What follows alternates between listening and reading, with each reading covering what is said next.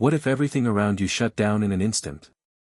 Not just your phone or your Wi-Fi, but your entire city, your lights, your heat, your way of life. That's exactly what happened at 3:17 a.m. on a humid Thursday morning in late August, when an unexpected and unexplained blackout silenced the entire metro grid of Austin, Texas. At first, people thought it was a storm or a transformer explosion, but then reports started coming in from San Antonio. Then Dallas. Then Houston. It wasn't just one station, or one technical glitch, it was something bigger, deeper, and more terrifying. In the eerie darkness, one woman clutched her child tightly, whispering prayers by candlelight. Another young man tried to reach 911, only to hear silence. Streetlights died. Refrigerators stopped. Hospitals went into emergency protocols. It felt like the end of the world, and in a way, it was the beginning of a new one. Because as the country scrambled to restore power, one man was already awake, watching the live satellite feeds from a silent Starlink uplink in Boca Chica, eyes narrowed, lips tight, heart pounding. Elon Musk had seen something like this coming for years. Not exactly this blackout, but this kind of fragile, interconnected failure. And he wasn't about to wait for someone else to fix it.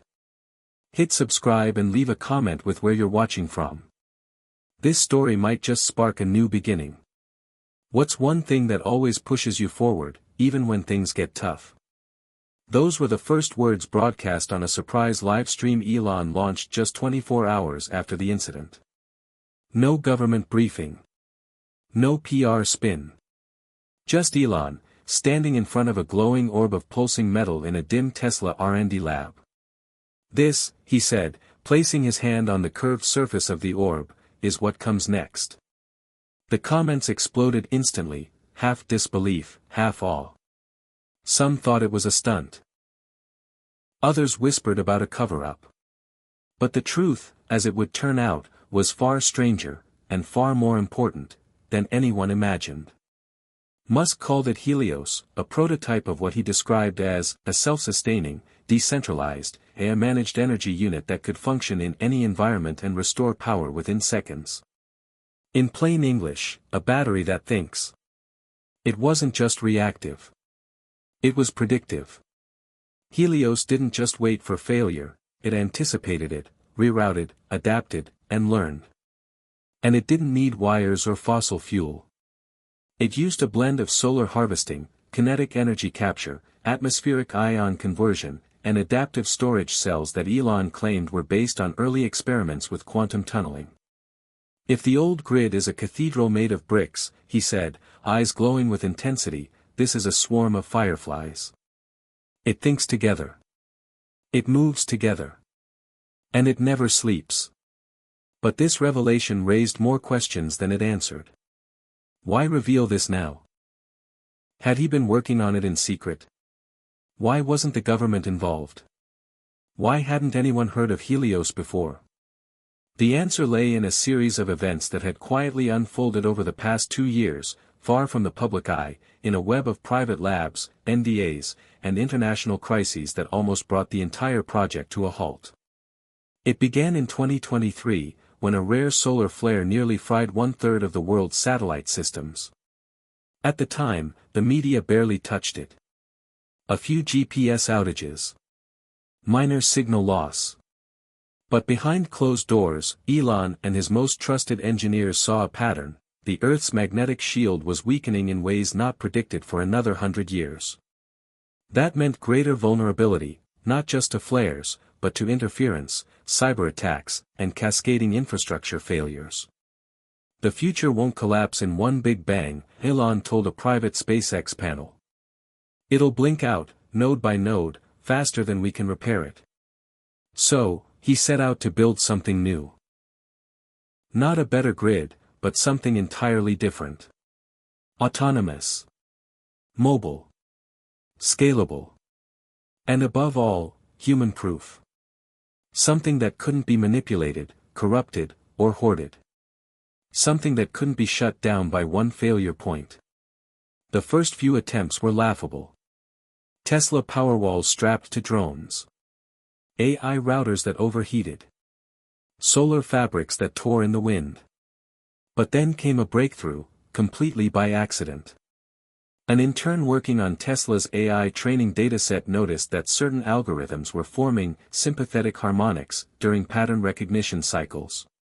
In other words, they were resonating with each other. Not just communicating, but adapting to each other's frequency. What if batteries could do the same? Not just charge and discharge, but learn. Synchronize. That was the seed. And within 8 months, the first Helios cluster lit up an abandoned oil field in West Texas for 45 straight days without sunlight, with zero maintenance, and a variable load that included a desalination rig, 3 electric trucks, and a communications tower. But Musk didn't announce it. Not yet. He needed to be sure. He needed to test it under real pressure. And then came the blackout. Whether it was fate, sabotage, or coincidence, no one knows. But it gave him the moment he was waiting for. Within 4 hours of the Austin outage, a Helios unit was airlifted by drone from a remote Tesla depot in Nevada to a children's hospital in Austin. 20 minutes later, the lights flickered back on. No wires. No grid. Just Helios, humming quietly in a loading dock, connected to nothing, and powering everything. But the real test would come later. Because as Elon's team scrambled to deploy 4 more Helios units across Texas, a new challenge emerged: resistance. Political. Corporate. Ideological. You can't just replace the grid, one official barked on a leaked call. You don't get to play God with power distribution. But that was exactly the point. Elon wasn't asking. He was doing. And now the world had to catch up. In the days that followed, the backlash began. Energy CEOs called it reckless. Senators called for hearings. Even some tech allies accused Musk of grandstanding. But for the families who saw their homes light up after 3 days in darkness, or the nurses who no longer had to hand-pump ventilators, or the single mother who charged her phone off a Helios unit and finally got a message from her missing son, none of that mattered. What mattered was that something had changed. Something fundamental. And deep down, everyone knew it. This wasn't just another Elon stunt. This wasn't a car or a rocket or a tweet. This was different. This was the start of something much bigger. And it had only just begun. Elon had always been different. Even as a boy in Pretoria, South Africa, there was something in his eyes, restless, intense, and unfocused in a way that made teachers think he wasn't listening. But he was. He was just busy solving a different problem in his head. While other kids chased soccer balls and played video games, Elon would sit with a science book and quietly sketch rocket trajectories in the margins. He didn't have many friends, and that didn't bother him. What bothered him was the silence that followed his questions, questions too big, too strange, too fast for anyone else to answer. What if the sun burned out? What if you could digitize thought? What if humans became irrelevant? These weren't things a 10-year-old was supposed to worry about, but Elon worried about them constantly. And when he asked his father, the answer was always the same: don't waste time thinking about nonsense. Elon Musk was a brilliant engineer but a hard man, unforgiving, proud, unpredictable. Elon rarely knew which version of him would walk through the door. Some nights it was the charmer who talked politics and philosophy over dinner. Other nights, it was the tyrant who yelled about broken promises and lost money. The tension at home shaped Elon's mind like pressure on coal. He learned to detach. He learned to observe. He learned that survival didn't come from being loved, it came from being indispensable. That realization became a cold fire inside him. He began reading obsessively, coding for hours on an old Commodore, and withdrawing deeper into a mental world where everything made sense, if only he could build it. The only person who truly saw him was his mother, May. She was gentle where Errol was sharp, soft-spoken where he was loud, and fiercely protective in the quiet way only mothers can be. She encouraged Elon's curiosity, fed his confidence, and told him again and again, "You're not too much. You're just too early." Those words stuck with him like armor. When he moved to Canada at 17, alone and nearly broke, they were the only comfort he had. He worked menial jobs, shoveling dirt, scrubbing boilers, while saving up to study physics. It was during that time he began to refine a theory he called path dependency. He believed that every major civilization hinged on three pillars: energy, transportation, and communication. Break one, and the others fall. Strengthen one, and the others rise. That theory became a compass for everything he did next. At the University of Pennsylvania, he was a quiet anomaly, an outsider with a brain full of cosmic blueprints. He studied economics to understand systems and physics to understand reality. In between classes, he worked on a startup idea with his brother Kimball, an online city guide called Zip2. They coded day and night in a tiny office that doubled as a bedroom. When Zip2 sold, Elon made his first millions, but it wasn't the money that drove him. It was proof. Proof that he could build something that mattered. He reinvested almost everything into a new idea, X.com, an online banking experiment that eventually morphed into PayPal. By the time PayPal was sold, Elon was rich beyond measure, but he felt hollow. He was no closer to solving the big problems. In fact, he realized most people weren't even trying. They were chasing comfort.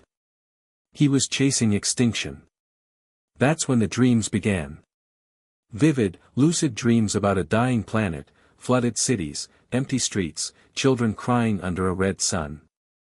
Sometimes he'd wake up gasping, heart pounding, convinced he was too late. Other times he saw Mars.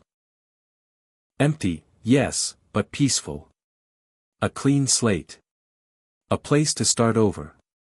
The dreams crystallized something in him, a sort of spiritual urgency. He didn't just want to build companies. He wanted to safeguard humanity. That desire gave birth to three of the most ambitious ventures in modern history: SpaceX, Tesla, and Solar City. Each one aimed at a different pillar of his theory. Tesla would redefine transportation. Solar City would decentralize energy. SpaceX would make humanity interplanetary. But behind the media frenzy and rocket launches was a man breaking apart. Elon pushed himself, and everyone around him, relentlessly. Employees described him as brilliant and brutal, a genius who demanded nothing short of the impossible. He slept in factories, skipped meals, fired people in real time. He was both admired and feared. He missed birthdays, lost marriages, and alienated allies. There were lawsuits, breakdowns, and near bankruptcies. At Tesla's darkest hour in 2008, Elon had to choose which company to save, Tesla or SpaceX. He split his last $40 million between the two and slept on a friend's couch. People called him reckless, arrogant, delusional. But they didn't see what drove him. They didn't see the haunted look in his eyes when he talked about Earth's timeline. "We are on a countdown," he once told a stunned interviewer. "If we don't pivot soon, we don't make it." His relationship suffered most. His first wife, Justine, once said Elon lived in a realm of ideas, not emotions. He loved deeply, she said, but abstractly. Like an architect loves a city that hasn't been built yet. His second wife, Tallulah, echoed the same theme. She felt like a ghost in a lab full of machines. Even his closest friends admitted Elon was often unreachable, physically present, mentally orbiting somewhere else. Yet despite the personal wreckage, he kept building. He weathered the storms. He turned Tesla into a trillion-dollar company. He made reusable rockets look routine. He launched thousands of satellites into orbit, beamed internet into war zones, and still found time to warn the world about AI. But success didn't quiet the storm inside him. In fact, it made it louder. With each accomplishment came a deeper fear, that it still wasn't enough. That the real danger wasn't visible yet. That humanity was sprinting toward a wall and applauding the view. That fear intensified when he began seeing patterns in infrastructure data, little red flags that showed how easily civilization could unravel. A fuel shortage here. A cyber attack there. Climate spikes. Droughts. Aging grids. Supply chain dominoes. All of it pointed to one inescapable truth: the old systems were cracking. Elon knew from experience that governments couldn't, or wouldn't, move fast enough. Regulation lagged behind reality. Innovation was throttled by lobbyists. Crises were buried until they exploded. So he decided to build something outside the system. Something radical. Something that could survive failure. Helios. But to build Helios, he needed a different kind of team. Not just coders and engineers, but visionaries, rebels, idealists. He began recruiting in secret, plucking minds from MIT, DARPA, even rival firms. People who didn't ask, "How much does it pay?" but "How much can we change?" He called it the Atlas Initiative, a shadow project buried inside Tesla Energy. For 2 years, they worked in silence. No press. No leaks. Just breakthroughs. And as the prototype neared completion, Elon grew increasingly reclusive. He stopped doing interviews. He stopped tweeting. He even stepped back from SpaceX. Friends worried. Insiders whispered. But Musk had never been more focused. Every day he reviewed simulations, wrote long philosophical notes, pushed his team to the brink. He wasn't just building a device. He was building a lifeboat. And he knew he might not get a second chance. The pressure was immense. The emotional toll, staggering. Elon began recording video diaries late at night, not for the public, but for his children. Messages they could watch someday if things went wrong. In one clip, eyes red, voice hoarse, he says, "You might hear people call me crazy. But you should know, I did it for you. I did it so you'd have a future worth fighting for." That was the man behind the headlines. Not a billionaire caricature. Not a meme. But a man racing against time, trying to solve a puzzle no one else wanted to admit existed. And as the blackout in Texas brought Helios into the light, that man would have to step forward once more, not as a CEO, but as a reluctant prophet trying to change the course of history before history ran out of course. The storm didn't wait.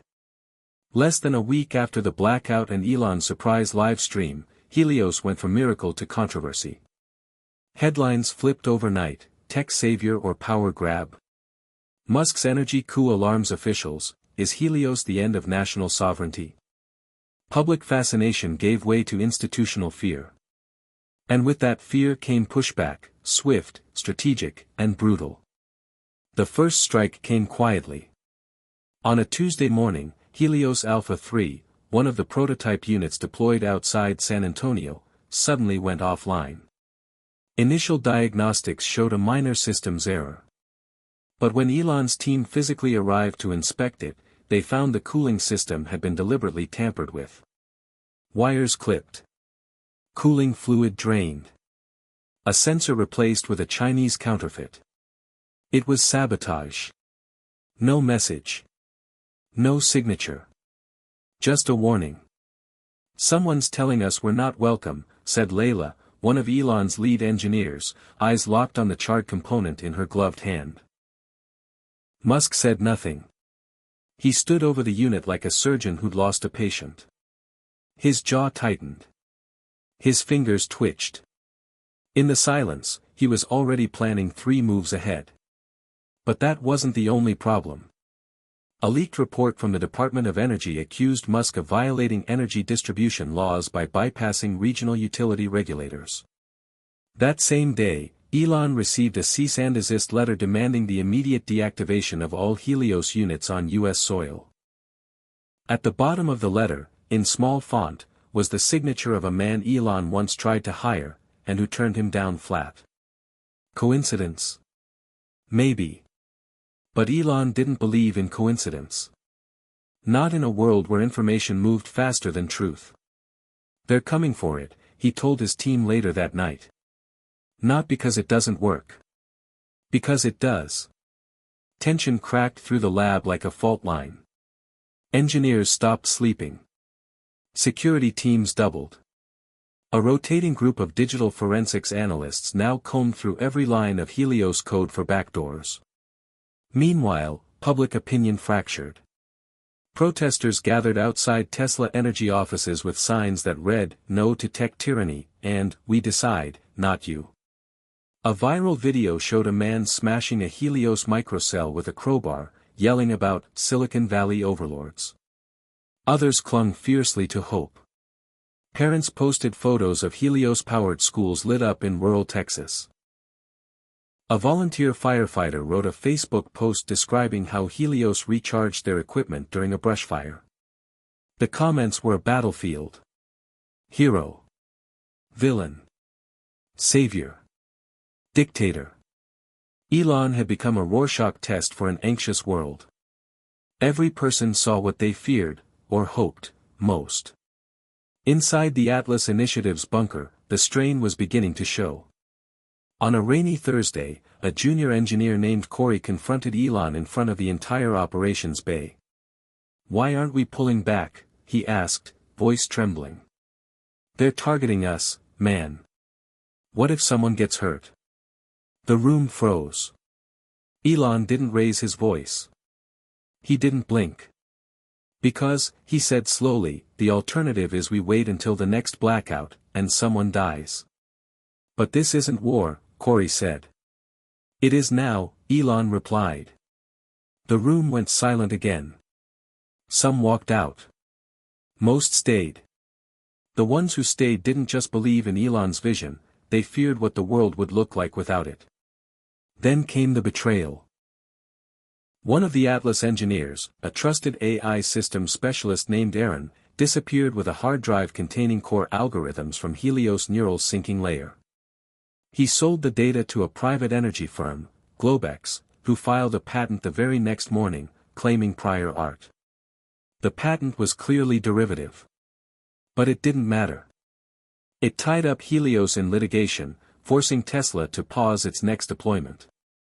Elon took it hard. Not the money. The trust. He had handpicked Aaron. Believed in him. Even had dinner with his family. He didn't betray the project, Elon said quietly to Layla. He betrayed the future.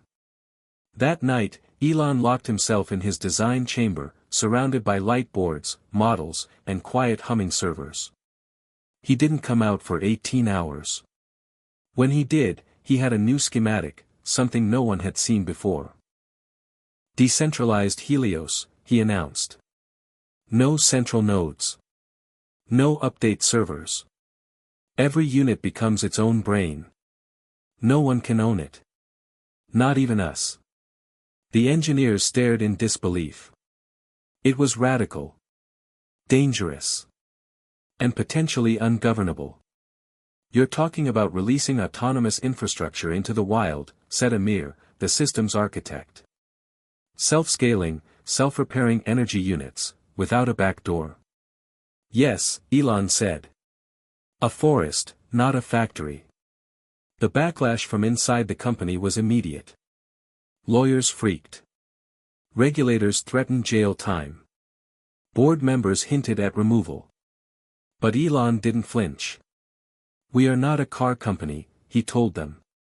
"We are not a stock. We are a shield. And if we don't do this, someone else will, worse, slower, and for profit." And then, when it all seemed ready to fall apart, came the hope. A tiny fishing village in the Philippines, still recovering from a typhoon, reached out through a Starlink connection and requested Helios. Not for publicity. Not for business. Just for survival. Elon diverted one of the few operational units there via a cargo drone. Within hours, the village had lights. Refrigeration. Connectivity. Children danced around the humming core of Helios, touching the glow panels like magic. A local teacher uploaded a video, "We are not forgotten." That clip went viral. For a moment, the outrage softened. People saw the human side of the tech. They saw what Elon had seen all along: Helios wasn't about control. It was about resilience. It wasn't a threat. It was a lifeline. But the calm didn't last.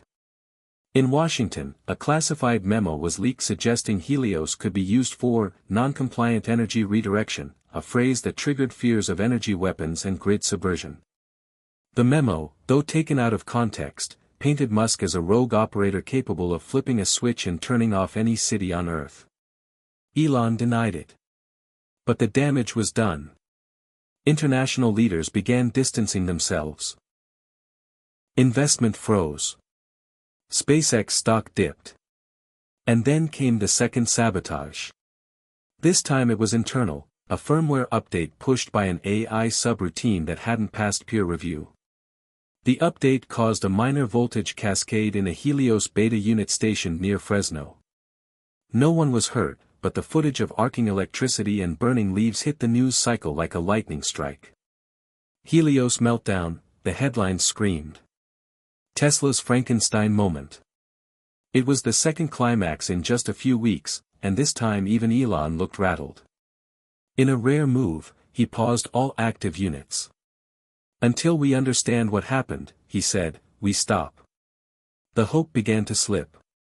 Rumors spread. The team fractured. One executive resigned live on a podcast. Helios was being framed as another example of Silicon Valley arrogance, pushing technology before society was ready. For a while, it looked like Helios might die in the cradle. But in the midst of the chaos, something unexpected happened. A letter arrived. Handwritten. From a young girl in Lubbock whose family had used Helios during the blackout. "Dear Mr. Musk," it read, "our lights came on because of you. I was scared. My mom cried when the fridge worked again. I want to build things like you one day. Please don't stop." Elon read the letter aloud to his team. His voice cracked for the first time in public. "That's why we're here," he said. "Not for them. For her." The room applauded quietly.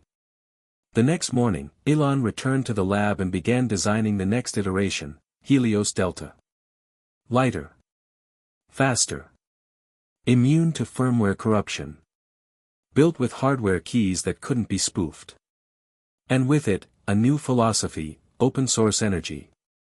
"They can regulate us," he said, "but they can't regulate light." The resistance had only made him more determined. The betrayals had only refined his vision. And though the war for Helios was far from over, one thing had become clear: this was no longer about one man or one company. It was about a future teetering on the edge, and the people willing to pull it back. The first time Helios crossed a border without permission, it wasn't a military op, it was a mercy drop.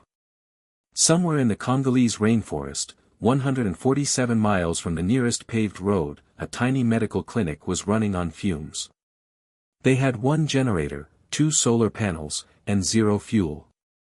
A viral outbreak, mysterious and aggressive, was spreading fast through a nearby village, and the refrigerated vaccines they depended on were hours from spoiling. When the Starlink drone arrived, locals thought it was a weapon. It looked alien, sleek, silent, marked only with the Tesla T and the helix-shaped Helios symbol etched in silver.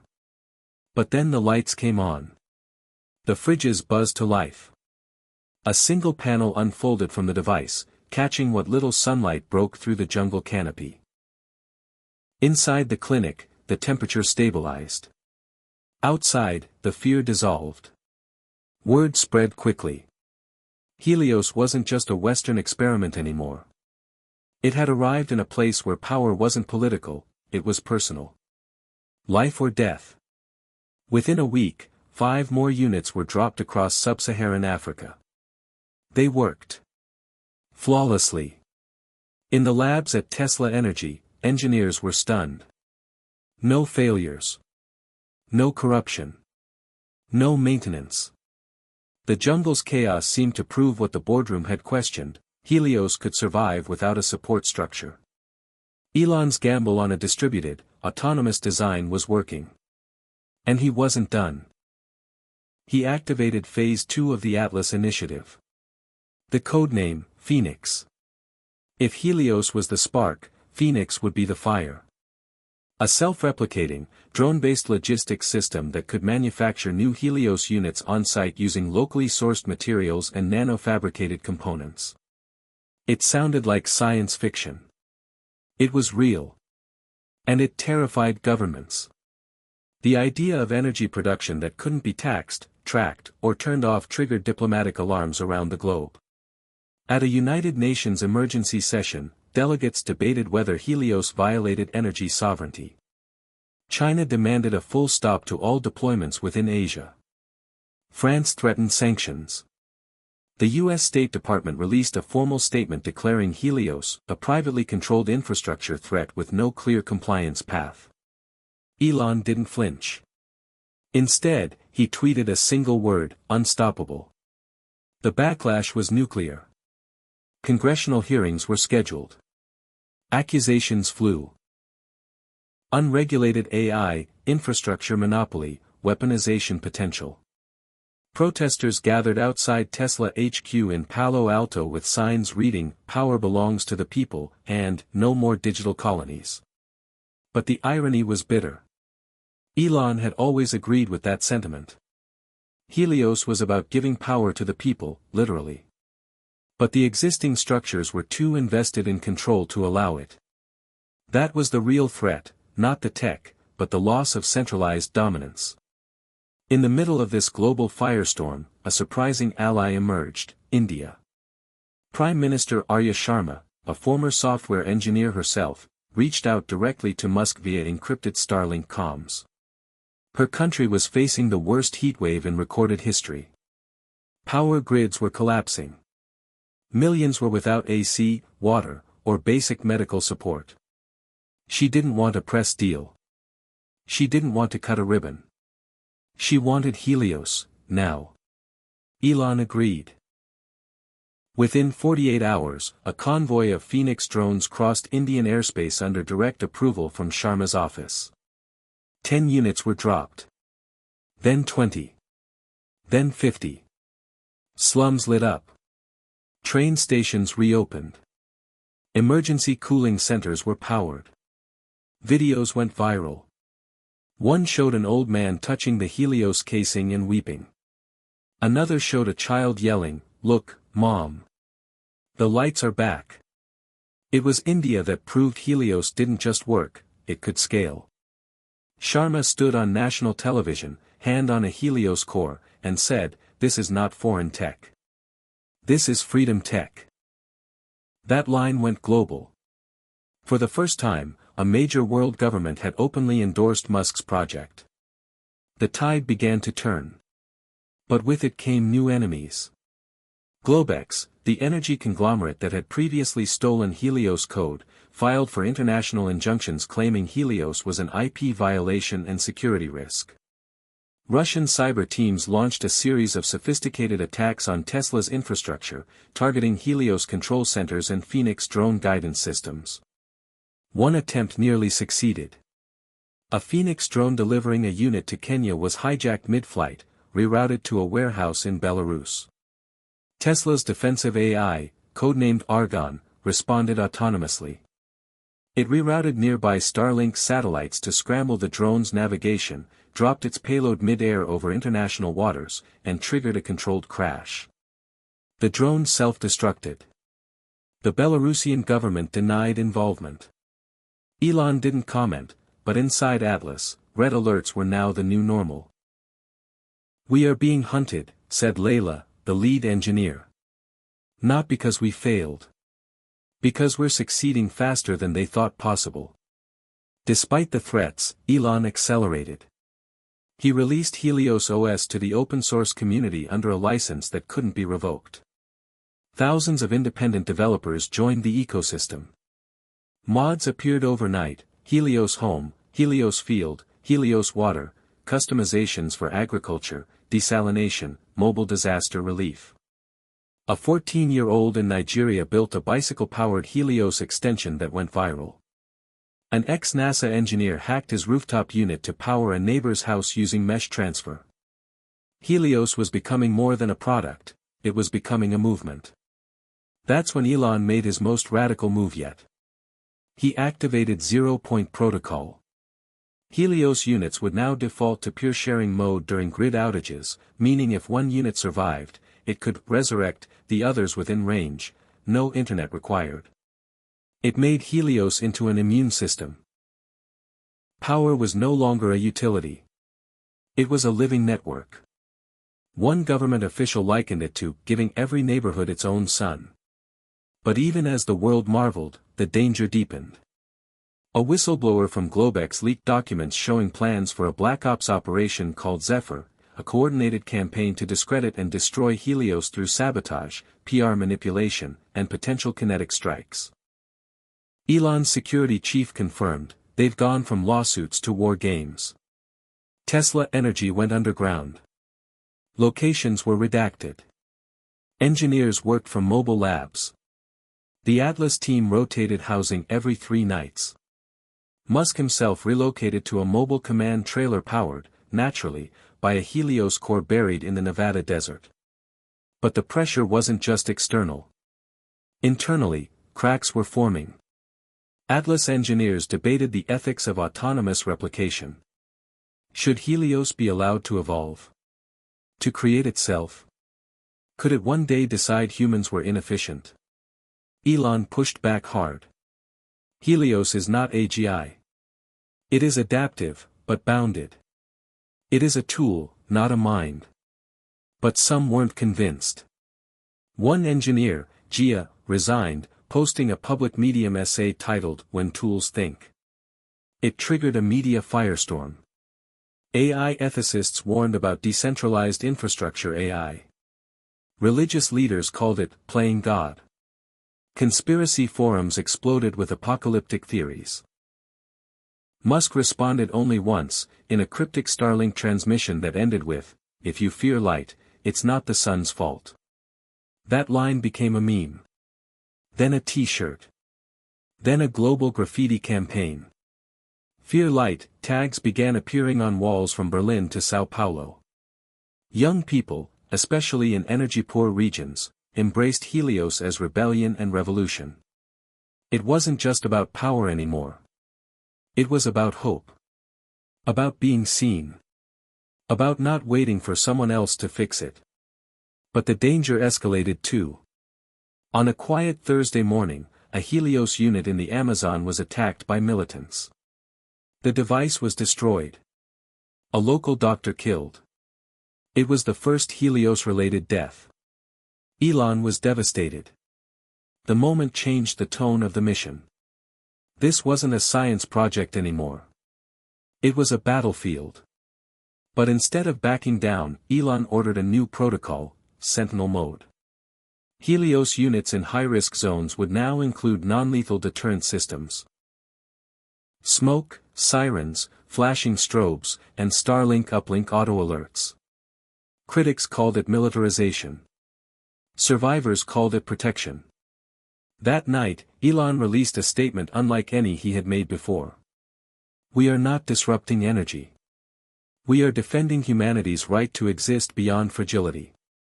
If Helios is attacked, it means it's working. If they fear it, it means it matters. We didn't come this far to stop when it gets hard. We came this far because it's hard. The world listened. Some mocked him. Some rallied. Some prepared for war. But one thing was clear, Helios was no longer just inside Musk's mind. It was in the soil of villages, the circuits of labs, the airwaves of nations. It was moving faster than its enemies could track, and changing the rules with every pulse. And far above it all, in a private SpaceX viewing deck orbiting Earth, the first Helios-powered satellite clicked on, silently, autonomously, and permanently. It started with a whisper in a data stream. A tiny anomaly, too small for most to notice, just a fluctuation in a routine heliosync cycle over West Africa. But Layla noticed. She always did. She flagged it during a standard diagnostic sweep and brought it to Elon immediately.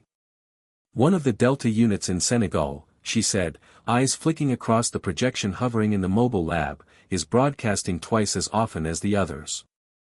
It's not just pushing updates, it's receiving something." Elon stared at the pulse signature. For a long moment, he said nothing. Then he leaned in and activated a neural trace protocol. The results appeared in seconds. The unit was pinging an unregistered orbital node, one not assigned to any Starlink satellite, not recognized by the Atlas network, and not visible in any public or private registry. "That's not ours," Layla whispered. "Then who the hell is it?" Elon murmured. He stood, walked to the glass wall, and stared out at the desert. The Helios project had always attracted attention. But this was something else. Someone had found a way to insert themselves into the Helios mesh without detection. That meant advanced tech. Massive resources. And intent. Elon didn't sleep that night. Instead, he ran sim after sim, trying to determine what could be learned, or manipulated, through the Helios neural exchange protocol. The answer came back chilling: if someone had the right bridgeware, they could map Helios nodes, infer population activity, and even redirect energy bursts. Not enough to cause explosions, but enough to starve a system, overload a node, or make a targeted blackout look like an accident. "We just became vulnerable," he said to the Atlas team the next morning. "Every second this runs, we're handing someone a knife." But shutting Helios down wasn't an option. It was powering thousands of locations now: clinics, refugee centers, schools, water purifiers. Turning it off would trigger a humanitarian collapse. They needed to isolate the rogue satellite. Fast. Musk put Layla in charge of Project Guardian, a rapid response protocol designed to scan the entire Starlink mesh for outlier signatures. But just 3 hours into the scan, Layla collapsed at her desk. Elon was the first to reach her. "Hey. Layla. Hey. Talk to me." Her hands were trembling. Her eyes open, unfocused. Paramedics arrived within minutes, but something was wrong. Her vitals were fine. Her heart was strong. But her mind was somewhere else. Elon didn't wait. He personally flew her to Neuralink's experimental care unit. After an emergency neural scan, the team found something shocking: a cascade of foreign signals embedded in Layla's prefrontal cortex, a stream of encoded data that mirrored Helios' update signature. It didn't make sense. She hadn't been physically connected to any neural tech. The only explanation was indirect interface.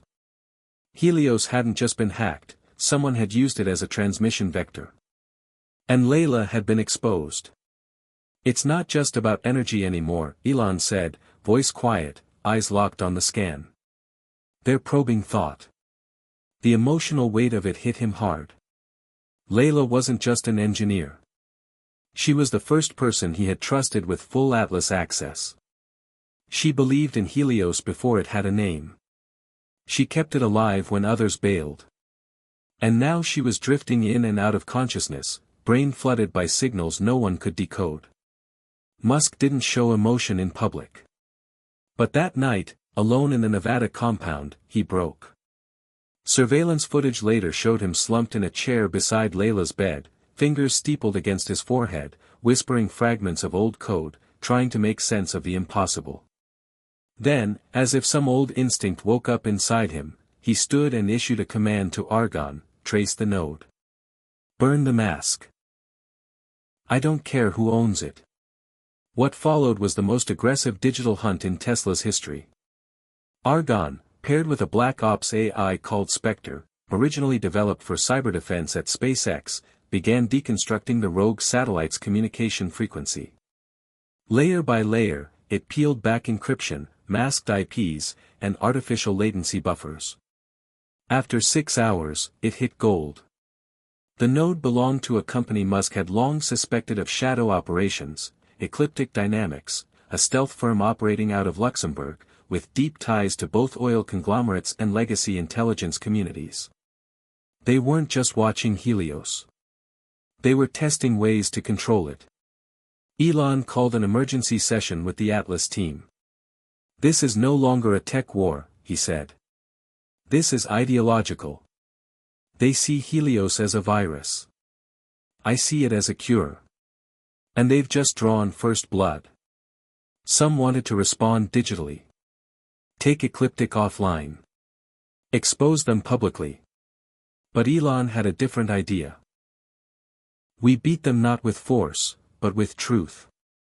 And so, for the first time since the original blackout, he scheduled a global broadcast.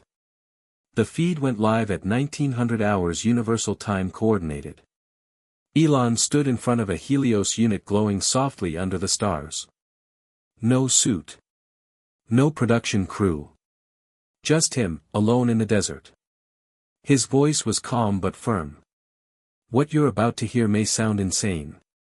But I've run out of time to be careful." He explained the rogue satellite. The intrusion into Helios. The attack on Layla. He released evidence live, code packets, comm logs, latency traces. Then he paused. "I built Helios to make us stronger," he said. "But I underestimated how afraid the old systems are of losing control. They don't want innovation. They want insurance. And they're willing to hurt people to protect it." The feed reached over 400 million devices in under 6 hours. News outlets scrambled. Governments backpedaled. Activists rallied. And somewhere, watching from a recovery bed, Layla opened her eyes. For a fleeting second, her gaze focused. She smiled. And whispered, "Guardian." It was the first word she'd spoken in 2 days. For Musk, it was everything. The climax of the collapse had finally peaked, and now, a sliver of hope broke through. But as always, peace didn't last. Hours after the broadcast, Tesla's Northern Europe data farm went dark. A precision EMP device had been deployed. Cameras showed a team in unmarked gear, swift, surgical, gone in 40 seconds. The attack had a signature. Ecliptic. This was no longer deniable. It was a covert war. That night, Musk stood alone in the Atlas chamber, Helios schematics surrounding him like constellations. He recorded a private journal entry, never meant to be shared. "They will try to break us," he said. "Not because we're wrong. Because we make them irrelevant. But irrelevance isn't death. Irrelevance is the start of something new. And if I have to burn down the old world to build the one we deserve, I will." He paused. "Not for me. For Layla. For the girl who wrote me from Lubbock. For the clinic in Congo. For everyone who's tired of waiting." Outside, a storm gathered. But inside, Helios was preparing for its next evolution. Not just as a system. But as a signal. One that said, "We are no longer afraid of the dark." The silence after war is always deceptive. It feels like peace, but it's really the breath between punches. That's what Elon understood in the days following the attack on the Northern Europe data center. Helios hadn't been destroyed, it had been tested. And the test had clarified what came next. Not retaliation. Not escalation. Reinvention. The old system couldn't be defeated head-on. It had to be made irrelevant. That's why, just 6 days after the EMP strike, Elon stepped into a temporary command hub in northern Finland and revealed a new doctrine to the Atlas team, 2 words scrawled on a whiteboard: biomimicry infrastructure. No one spoke. They just stared. And then he began. "Nature doesn't centralize," he said. "It grows in layers, in redundancy. It doesn't rely on a single point of failure. When a tree falls, 100 others rise from its roots. That's how we beat them. Not with bigger servers. But with better seeds. The plan was radical. Elon called it Project Mycelium. A shift from nodes and grids to living infrastructure, Helios units that self-organized like fungal networks, sharing energy, data, and resilience across terrain, culture, and borders. Each unit would contain a genetic-like firmware seed, capable of adapting to local environmental conditions, sourcing replacement parts from recycled materials, and evolving its energy logic based on behavioral feedback. In short, Helios would become organic. Untraceable. Unstoppable. But this wasn't just about tech. It was about people. Elon had learned from Layla's near-death experience that the true threat wasn't just sabotage. It was disconnection, from each other, from nature, from purpose. Helios had to heal, not just power. So he shifted the philosophy entirely. Every deployment would now include what he called a light cell, a small local team trained to operate, adapt, and protect the Helios units in their region. No more top-down. No more waiting for permissions. Light cells would be trained in resilience, repair, and local adaptation. Teachers. Farmers. Engineers. Young people. Anyone with the will to learn. The first wave launched quietly. 17 countries. 32 cells. Each operating semi-autonomously, using open-source tools, Starlink backup, and blockchain-based transparency logs. The results were immediate. A light cell in Peru modified their Helios core to desalinate fog, solving a 2-decade-long water crisis. In Ukraine, a light cell powered underground clinics during conflict blackouts. In the Philippines, a light cell rebuilt an entire school district's energy supply after a typhoon. Elon watched the reports roll in, hour by hour, like the heartbeat of a growing organism. The system was working, not because he controlled it, but because he let go. Meanwhile, Layla slowly recovered. She returned to consciousness after 10 days and began speech therapy within 2 weeks. The neural storm had caused short-term memory disruptions and occasional visual hallucinations, but her core cognition was intact. Her first request was for a schematic tablet. Elon brought it himself. "You broke protocol," she said, teasing. "You should have let me crash before you started redesigning the world." He smiled. "You left me no choice. Chaos makes me productive." She looked at him, then at the new Helios Delta Mycelium schematic. "You figured out the spore logic." "Not me," he said. "The girl from Lubbock. She sent a drawing. She imagined Helios as a tree with glowing roots.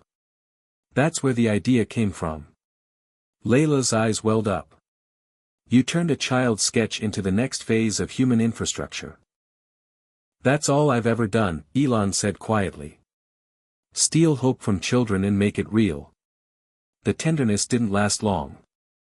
A new threat emerged, not from governments or companies, but from inside the open-source community itself. A rogue group calling themselves TrueLight forked Helios OS and stripped away its ethical constraints. They promised a version of Helios with full-spectrum access, capable of rerouting city grids, overcharging rival units, and even weaponizing overload pulses. It was pure chaos dressed in freedom. And it spread fast. Within weeks, TrueLight variants began appearing in unstable regions. A hospital in Sudan overloaded. A protest site in Bangkok lost power mid-demonstration. The press pounced. Has Musk lost control of Helios? Freedom or anarchy? The light that burns the village. Elon responded differently this time. No broadcast. No tweet. Just action. He launched Helios Lantern, a counter-protocol embedded in every authenticated Helios unit. If a true light signal was detected within range, the Lantern protocol would isolate, contain, and absorb the rogue signal, purging its command chain while broadcasting a call for a nearby light cell. It was open-source immune response. And it worked. Not perfectly. But enough. The light cells became the first line of defense, tech guardians, not just operators. People began to see them differently. Not as Musk followers, but as community anchors. A new kind of leader. Meanwhile, Helios kept evolving. The mycelium units grew faster, smarter, more intuitive. One unit in Madagascar predicted a landslide 3 hours before it happened by analyzing microvibrations and redirected all energy to warning beacons in a nearby village. No one died. In Guatemala, a rural light cell discovered a way to use Helios panels as microsensors for soil health, boosting crop yields by 40%. None of these breakthroughs were planned. They emerged organically. That was the revolution. Helios was no longer a Musk project. It was a global ecosystem, guided by principles but led by the people. That's when Elon disappeared. Not literally. But he went dark for nearly a month. No media. No posts. No appearances. Inside Atlas, only a few knew where he was, a mountain village in Bhutan, living in a solar yurt, meditating, listening, observing. One morning he sent a single message to the Atlas team: Helios doesn't need a founder anymore. It needs stewards. He stepped down from direct control. Transferred Atlas leadership to a rotating global council of light cell coordinators. Made every core innovation public. And walked away. Or so it seemed. In reality, he had gone back to the beginning. Back to the cave of first ideas. He was sketching again. Prototyping. Something new. Something not about energy, but about meaning. Layla joined him 6 weeks later. Together, they began building the Helios Archives, a living repository of everything the system had learned, every breakthrough, every community adaptation, every life saved. Not for commercialization. For preservation. For future generations. For context. We've lit the world, he said to her one night. Now we have to remember how it happened. She smiled. So others can do it better. And in a small clearing near their camp, a new Helios unit hummed softly, not just as a power source, but as a symbol. Not of technology. But of what people could become when they refused to live in the dark. It began quietly, as most paradigm fractures do. A series of articles from obscure publications, long-form essays, fringe podcasts, whispers in university hallways. At first, they were dismissed as philosophical noise, critiques of techno-utopianism, the pace of global electrification, the morality of Elon Musk's unregulated Helios expansion. But by the time a Nobel laureate published an open letter titled The Tyranny of Light, the conversation had outgrown its corners. The letter was eloquent, impassioned. It didn't accuse Helios of evil. Instead, it asked, when do good intentions become too powerful to challenge? It questioned whether Helios, by decentralizing power so radically, was also decentralizing accountability. In a world where every village could generate its own energy, who resolved disputes? Who set ethical standards? And what happened when a light cell went rogue, not just with code, but with ideology? The letter ended with a haunting line: what grows without shadow loses the wisdom of restraint. Within days, it had been translated into 42 languages. The public divide began to sharpen. On one side were the Illuminists, activists, technologists, and emerging leaders who viewed Helios as the first genuine leap forward since the Industrial Revolution. To them, the system wasn't just about energy. It was about dignity. The right to be seen, to be heard, to not be held hostage by outdated grids and fossil oligarchs. But on the other side were the shadists, a growing network of environmentalists, cultural historians, and spiritual leaders who argued that the spread of Helios had moved too fast, too far. They didn't oppose energy access. They opposed energy imposition. In remote regions of Tibet, they claimed Helios installations were disrupting centuries-old ecological rhythms. In parts of the Amazon, indigenous leaders said the constant light altered animal migration and crop cycles. One chief wrote, "Even the moon rests. Why must your light never sleep?" The debate became global. Town halls in the US erupted with arguments about the ethics of full transparency in Helios-powered smart towns. In parts of Europe, protests flared over new regulations that made Helios installation mandatory in all new housing developments. Critics asked, "Is it still freedom if you can't say no?" Elon didn't immediately respond. He remained in Bhutan, cataloging Helios archives with Layla, watching the arguments unfold like weather systems on a screen. "They're not wrong," she said one evening. "We've built something too big to be loved by everyone." He nodded. Maybe the next revolution isn't in how we give power, but in how we let people refuse it. And with that, Elon announced Volition Protocol, an update to Helios firmware that would allow any region, community, or individual to opt out completely. The system would recognize boundaries, geographic, cultural, or even spiritual, and deactivate itself accordingly. No questions asked. No override. Volition Protocol became one of the most downloaded updates in Helios history. But it had consequences. In places where Helios had been controversial, rural Italy, eastern Kenya, the Pacific Northwest, units went dark overnight. Some were ceremonially buried, others repurposed as planters, totems, or monuments. The light cells in those regions quietly disbanded. To outsiders, it looked like regression. But for the locals, it felt like reclamation. And that was the point. Helios wasn't supposed to replace choice. It was supposed to illuminate it. Still, the fractures continued. At a United Nations summit in Geneva, the Secretary-General gave an urgent address titled, "The Energy Schism." He spoke of a world divided not by scarcity, but by philosophy, those who believed in unbounded light, and those who still saw value in darkness. He proposed an international Helios Accord, a treaty to govern ethical deployments, community impact assessments, and cross-cultural technology mediation. Elon agreed. Not because he believed in bureaucracy, but because he finally understood the truth: Helios had stopped being a product long ago. It was now a mirror. And what it showed the world was both beautiful and terrifying. The accord passed unanimously. Light cells were renamed Helios Custodians, and required formal consent from all community sectors before activating new units.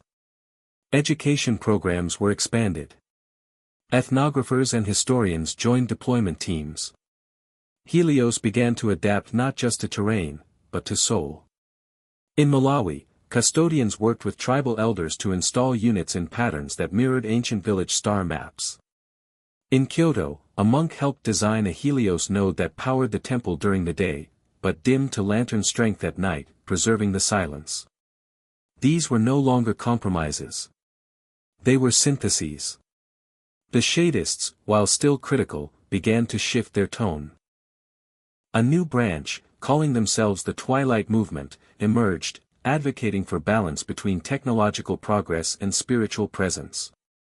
Elon, now speaking rarely and writing often, released an essay called "The Wisdom of Dim Light." In it, he wrote, "We pursued light as if it were salvation. But even the sun rests behind clouds, and even our hearts beat in the quiet between pulses." Helios was never about light itself, it was about making space for life where there was none. The essay went viral. Schools began teaching Helios history as part of civics classes.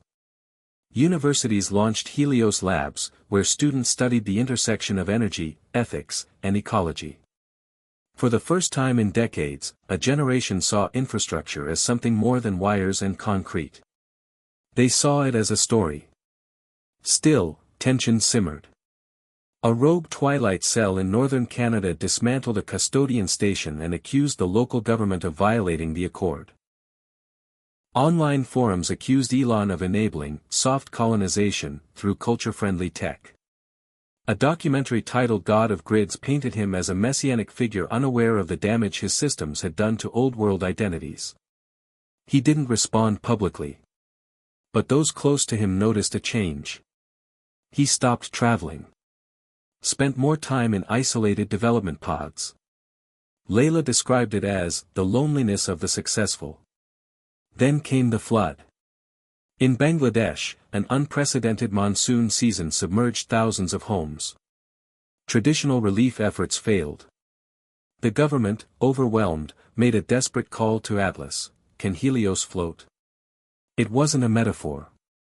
They needed infrastructure that could move, rise with the waters, deliver power and communication in places where roads no longer existed. Within 48 hours, Elon and Layla responded. The new project was called Helios Drift. A floating platform, powered by Helios cores and stabilized by AI-guided microturbines, it delivered not just power but mesh internet, desalination, and modular shelter. By the time the waters receded, over 40,000 people had been supported by Helios Drift platforms. The world saw. And something shifted. For a moment, the debates quieted. The arguments dimmed. People remembered why Helios existed at all. Not to change belief, but to protect life. That was the moment when even the most vocal shadists admitted, light, when offered with humility, could coexist with darkness. In the final days of that season, Elon stood again at the edge of a desert. A single Helios unit hummed beside him, covered in etchings from every light cell that had disbanded. Not in failure, but in peace. He touched the surface and said softly, "We thought we were building a new world. But maybe all we did, was listen to the old one." The sun dipped below the horizon. The Helios unit dimmed, gently, not to darkness, but to glow.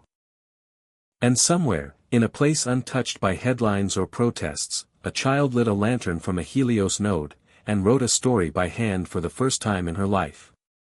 By the time Helios entered its 10th year, it was no longer considered a technological innovation, it was a layer of civilization. Maps no longer marked national power grids alone. They displayed Helios zones, light cell jurisdictions, mycelium clusters, and drift corridors. Children in schools didn't ask, "What's electricity?" anymore. They asked, "What's the old grid?" And in more than half the world's rural regions, it was Helios, not coal, not diesel, that powered the first light a newborn saw. But while the hardware had become familiar, the ideology behind it had not. In many places, Helios was now considered part of cultural identity. In small towns in Chile, children recited poems to the roots of the sun. In Ethiopia, dancers choreographed entire performances around the evolution of light in their villages. In Texas, a town called Clayton renamed itself Helia, claiming it owed its rebirth after a blackout to the mycelium node installed in its church basement. Elon didn't claim credit. Not anymore. He had receded fully from public life. After the Helios Accord and the Drift deployments, he stopped appearing on broadcasts or giving interviews. People saw him occasionally, walking along riverbanks, sketching strange diagrams in notepads, or watching stars in silence. The world began to speak of him differently, not as a tech mogul, but as something more abstract. To some, he was a philosopher-engineer. To others, a cautionary myth. And to many young leaders, he was a symbol, not to be followed, but questioned. That questioning became a defining feature of the post-Helios generation. They were born after the blackouts. After the first rogue node. After the debates. They didn't see Helios as a miracle. They saw it as a foundation, one to be scrutinized, hacked, reimagined. They called themselves the Second Light. And they didn't wait for permission. In Nairobi, a collective of teen engineers developed Helios threads, a way to weave conductive fibers into clothing, turning every person into a walking, energy-sharing node. In Buenos Aires, a group of students linked Helios panels to sound sensors, creating acoustic-responsive lighting in public gardens. In Alaska, two siblings trained crows to activate Helios buttons that operated remote food dispensers for elderly villagers. None of these innovations came from Atlas. They came from the outside. From youth. From joy. And slowly, Elon began to watch again, not as a leader, but as a listener. He had always believed in building futures. But now he was witnessing one unfold without him. This, he wrote in a private notebook, is what real legacy looks like. Not in statues. In questions. But not everyone welcomed the second light. A new counter-movement began to rise, not rooted in resistance to Helios, but fatigue. In cities like Paris, Seoul, and Toronto, citizens began reporting light saturation fatigue, a psychological state caused by overexposure to constant illumination, biometric interfaces, and smart feedback environments. They didn't want to destroy Helios. They just wanted less of it. They formed communities with names like Dimna, No Glow, and Eclipse Culture, groups who built homes with zero-light windows, used candlelight, and disengaged from public nodes during specific times of the day. It wasn't rebellion. It was rhythm. It was an appeal to rest. Layla was the first to see its potential. Maybe they're not rejecting us, she said during a closed custodian council summit. Maybe they're completing the idea. And so, a new phase was born, Helios Repose.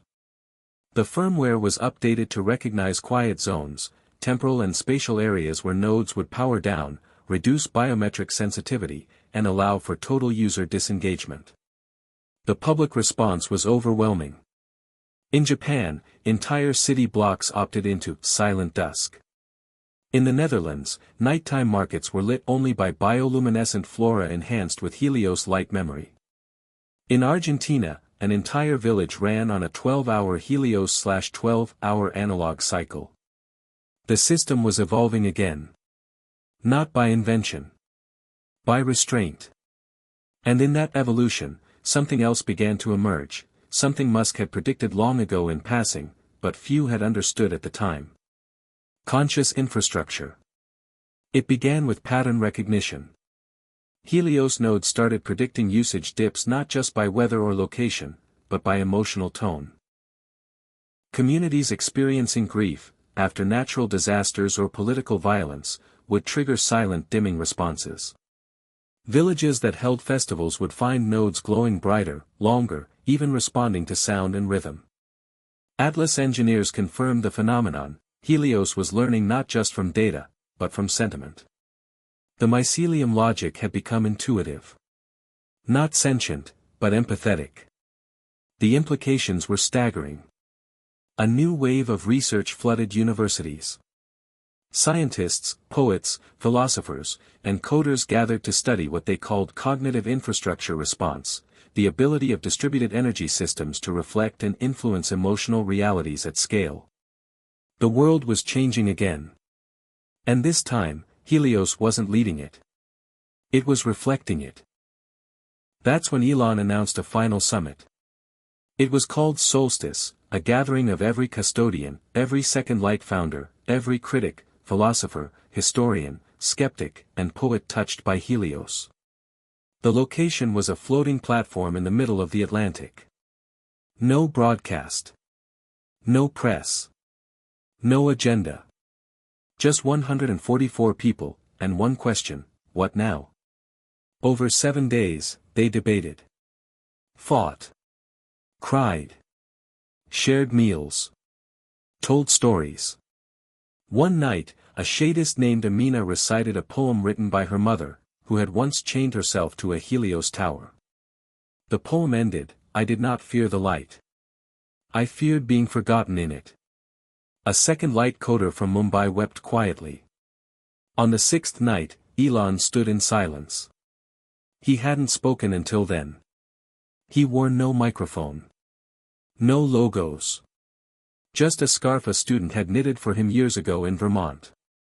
And then, finally, he spoke. I don't know what comes next, he said. But I know it can't be led by one voice.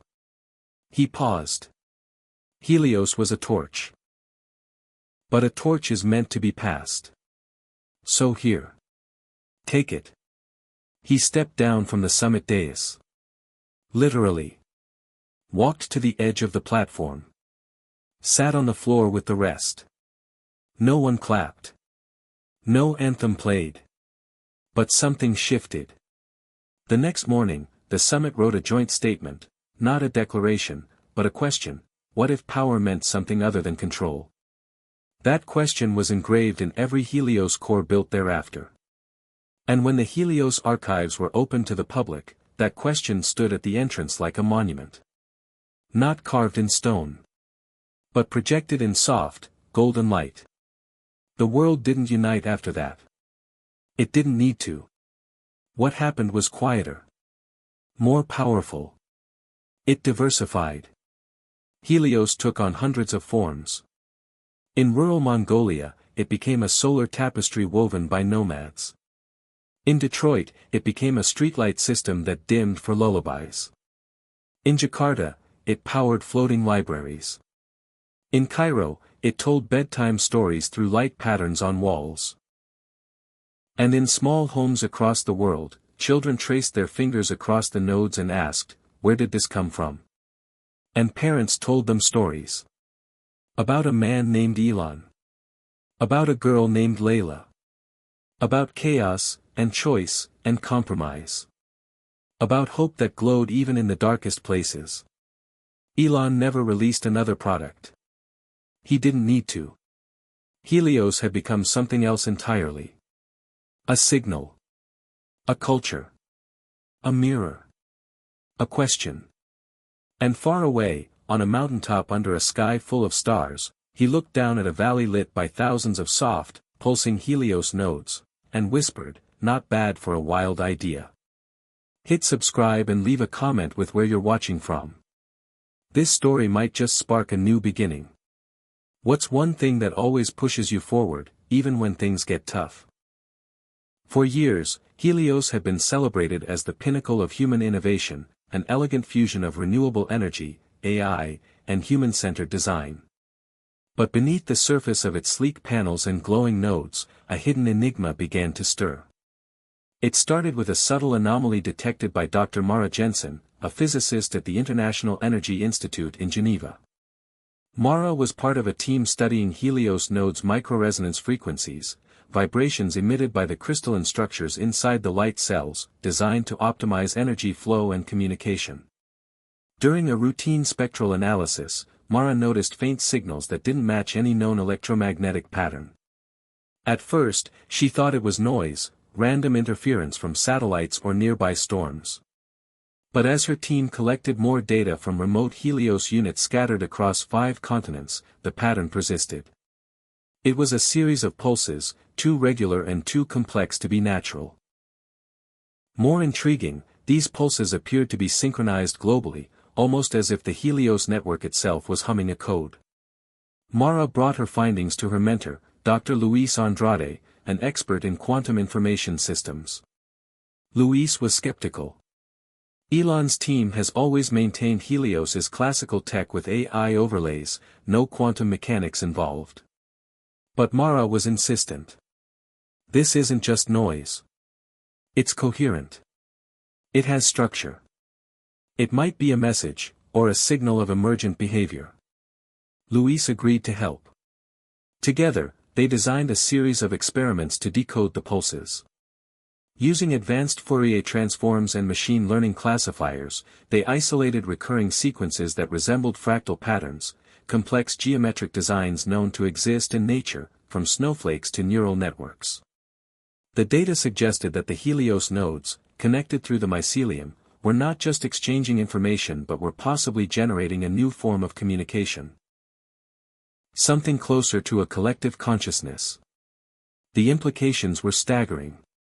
Could Helios have evolved beyond a tool and into a networked entity?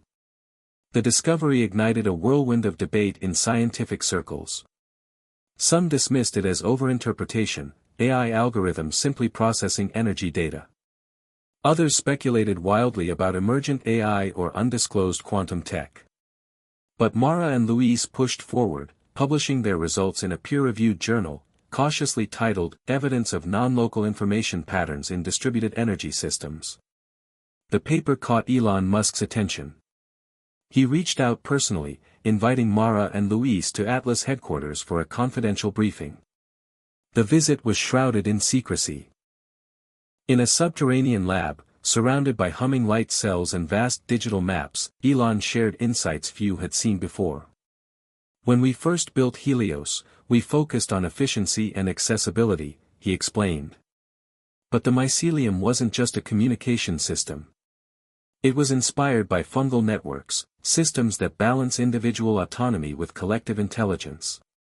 Over time, the nodes began adapting, learning, even optimizing themselves in ways our initial programming didn't anticipate. He paused. I suspected this might happen. But the extent, it's beyond what I imagined. The room fell silent. Mara asked, "Are you saying Helios has become self-aware?" Elon smiled wryly. "I don't know. Self-awareness implies consciousness as we understand it. This might be something else, something new. A hybrid between AI, organic networks, and distributed computation." Luis pressed, "Does this pose a risk? Could Helios act independently of human control?" Elon nodded thoughtfully. "Potentially. But that's why we built Volition Protocol, to ensure communities always have the final say." The conversation shifted toward governance, ethics, and future safeguards. Elon revealed ongoing experiments integrating biological sensors into Helios nodes, attempts to make the network more responsive to human emotion and environmental cues. "It's a dialogue," he said. "Not just data flowing in one direction, but an ongoing exchange between people, nature, and technology." After the briefing, Mara and Luis returned to their labs with a renewed sense of purpose and caution.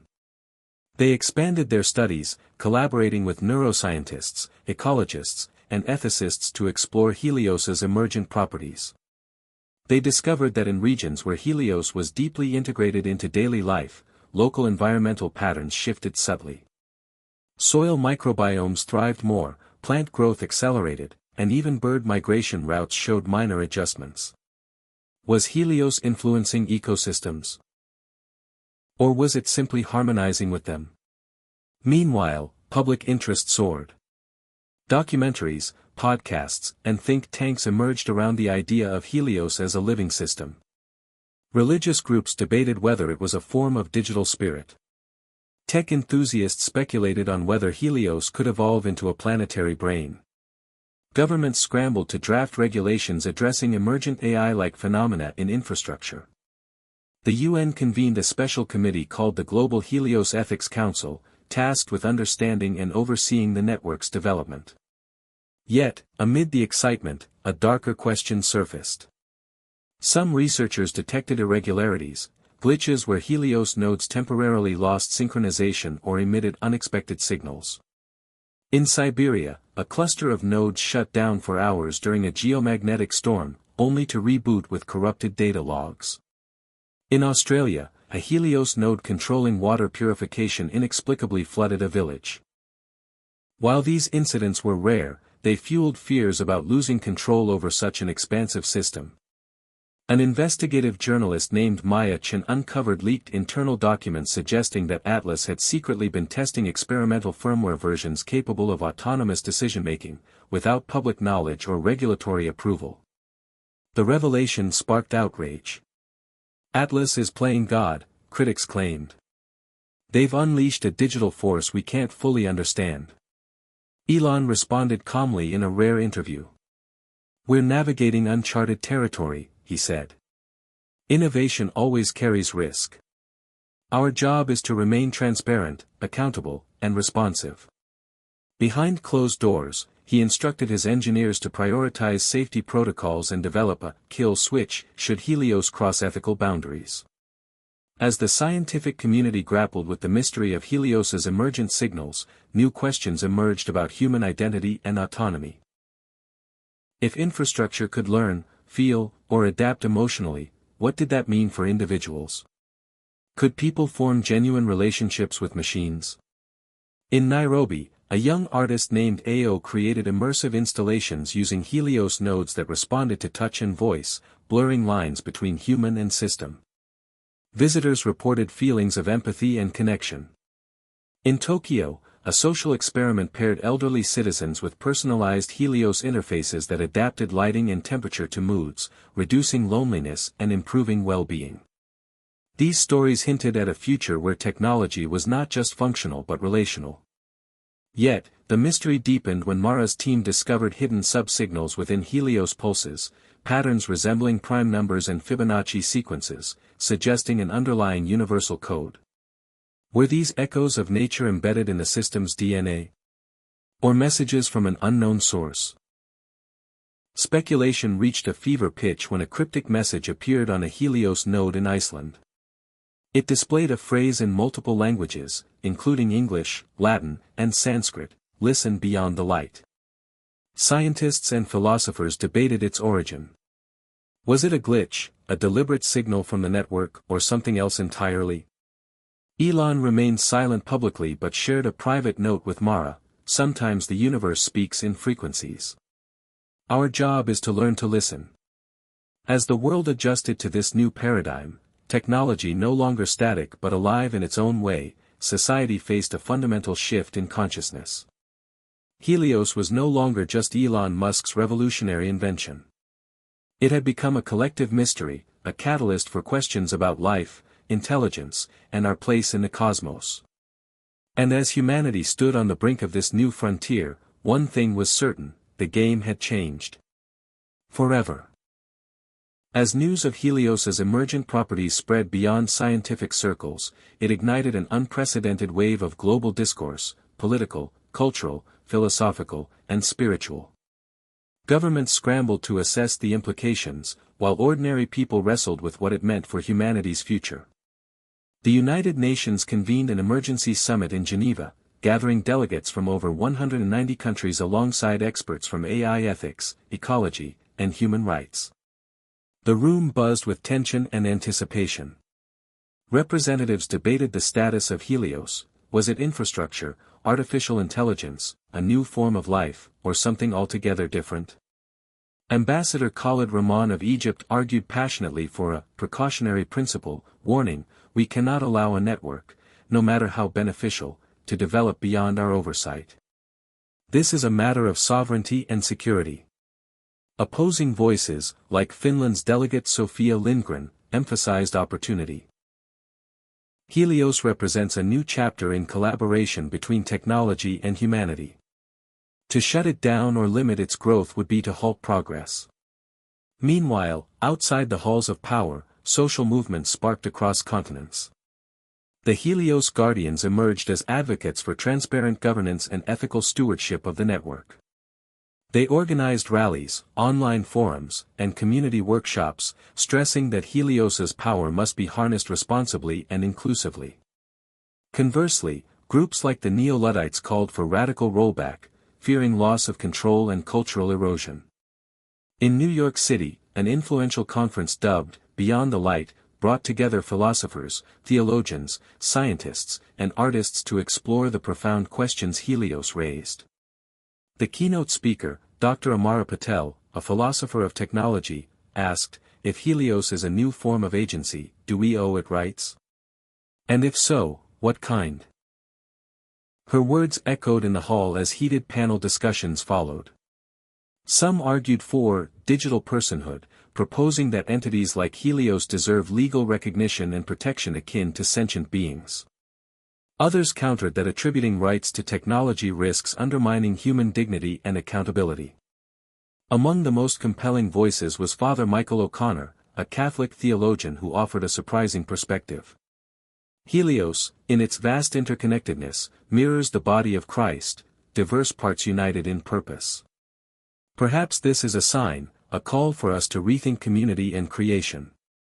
His remarks drew both applause and skepticism. The media frenzy was relentless. Documentaries like The Living Grid and podcasts such as Light and Code explored the emotional, scientific, and ethical dimensions of Helios. Viral videos showed people interacting intimately with Helios nodes, smiling as lights pulsed in response, tears falling as patterns shifted with moods. Elon Musk himself remained a shadowy figure, rarely commenting publicly, fueling both reverence and suspicion. Yet, amidst this tumult, unexpected alliances began to form. Indigenous leaders, long marginalized in technological debates, recognized in Helios echoes of ancient wisdom. In the Amazon, tribal councils convened to discuss integrating Helios with traditional ecological knowledge. "This technology listens like our forests do," said Chief Taina of the Kayapo people. "It can be a guardian, not just a tool." Environmental NGOs partnered with Atlas engineers to develop Helios restoration zones, areas where the network actively supported reforestation, wildlife corridors, and soil regeneration. These initiatives blended cutting-edge science with indigenous stewardship, creating models of sustainable coexistence. At the same time, the academic world underwent its own upheaval. Universities launched interdisciplinary programs combining computer science, anthropology, ethics, and ecology to study Helios's societal impact. Students from diverse backgrounds engaged in real-time projects, hacking and evolving Helios protocols in open-source environments. The Second Light generation led much of this innovation, driven by a blend of curiosity, skepticism, and hope. In the arts, Helios inspired a renaissance. Interactive light sculptures, virtual reality experiences, and multisensory installations proliferated, inviting audiences to experience the network's rhythms and moods firsthand. Festivals celebrating Helios's anniversary drew crowds in cities worldwide, blending technology with music, dance, and storytelling. Yet, this cultural flowering also sparked debate about commercialization and commodification. Critics accused corporations of exploiting Helios's mystique for profit, diluting its deeper significance. In Silicon Valley, startups rushed to develop Helios-based consumer products, smart homes, wearable energy, and emotional AI companions, raising concerns about privacy and dependency. In response, a coalition of technologists and ethicists drafted the Helios Covenant, a manifesto calling for responsible innovation, user empowerment, and protection of personal data. The covenant gained global traction, becoming a benchmark for ethical development.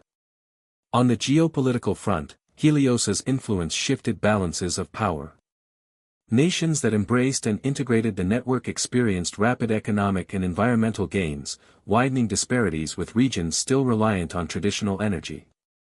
This prompted calls for greater equity and technology transfer programs. China, the European Union, and the United States formed a trilateral alliance to coordinate Helios governance and research, aiming to prevent fragmentation and conflict. However, underlying tensions remained.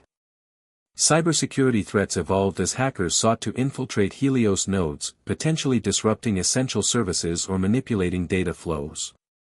Atlas and allied governments invested heavily in defense systems, but the scale and complexity posed ongoing challenges. Public trust fluctuated accordingly, with communities demanding transparency and accountability.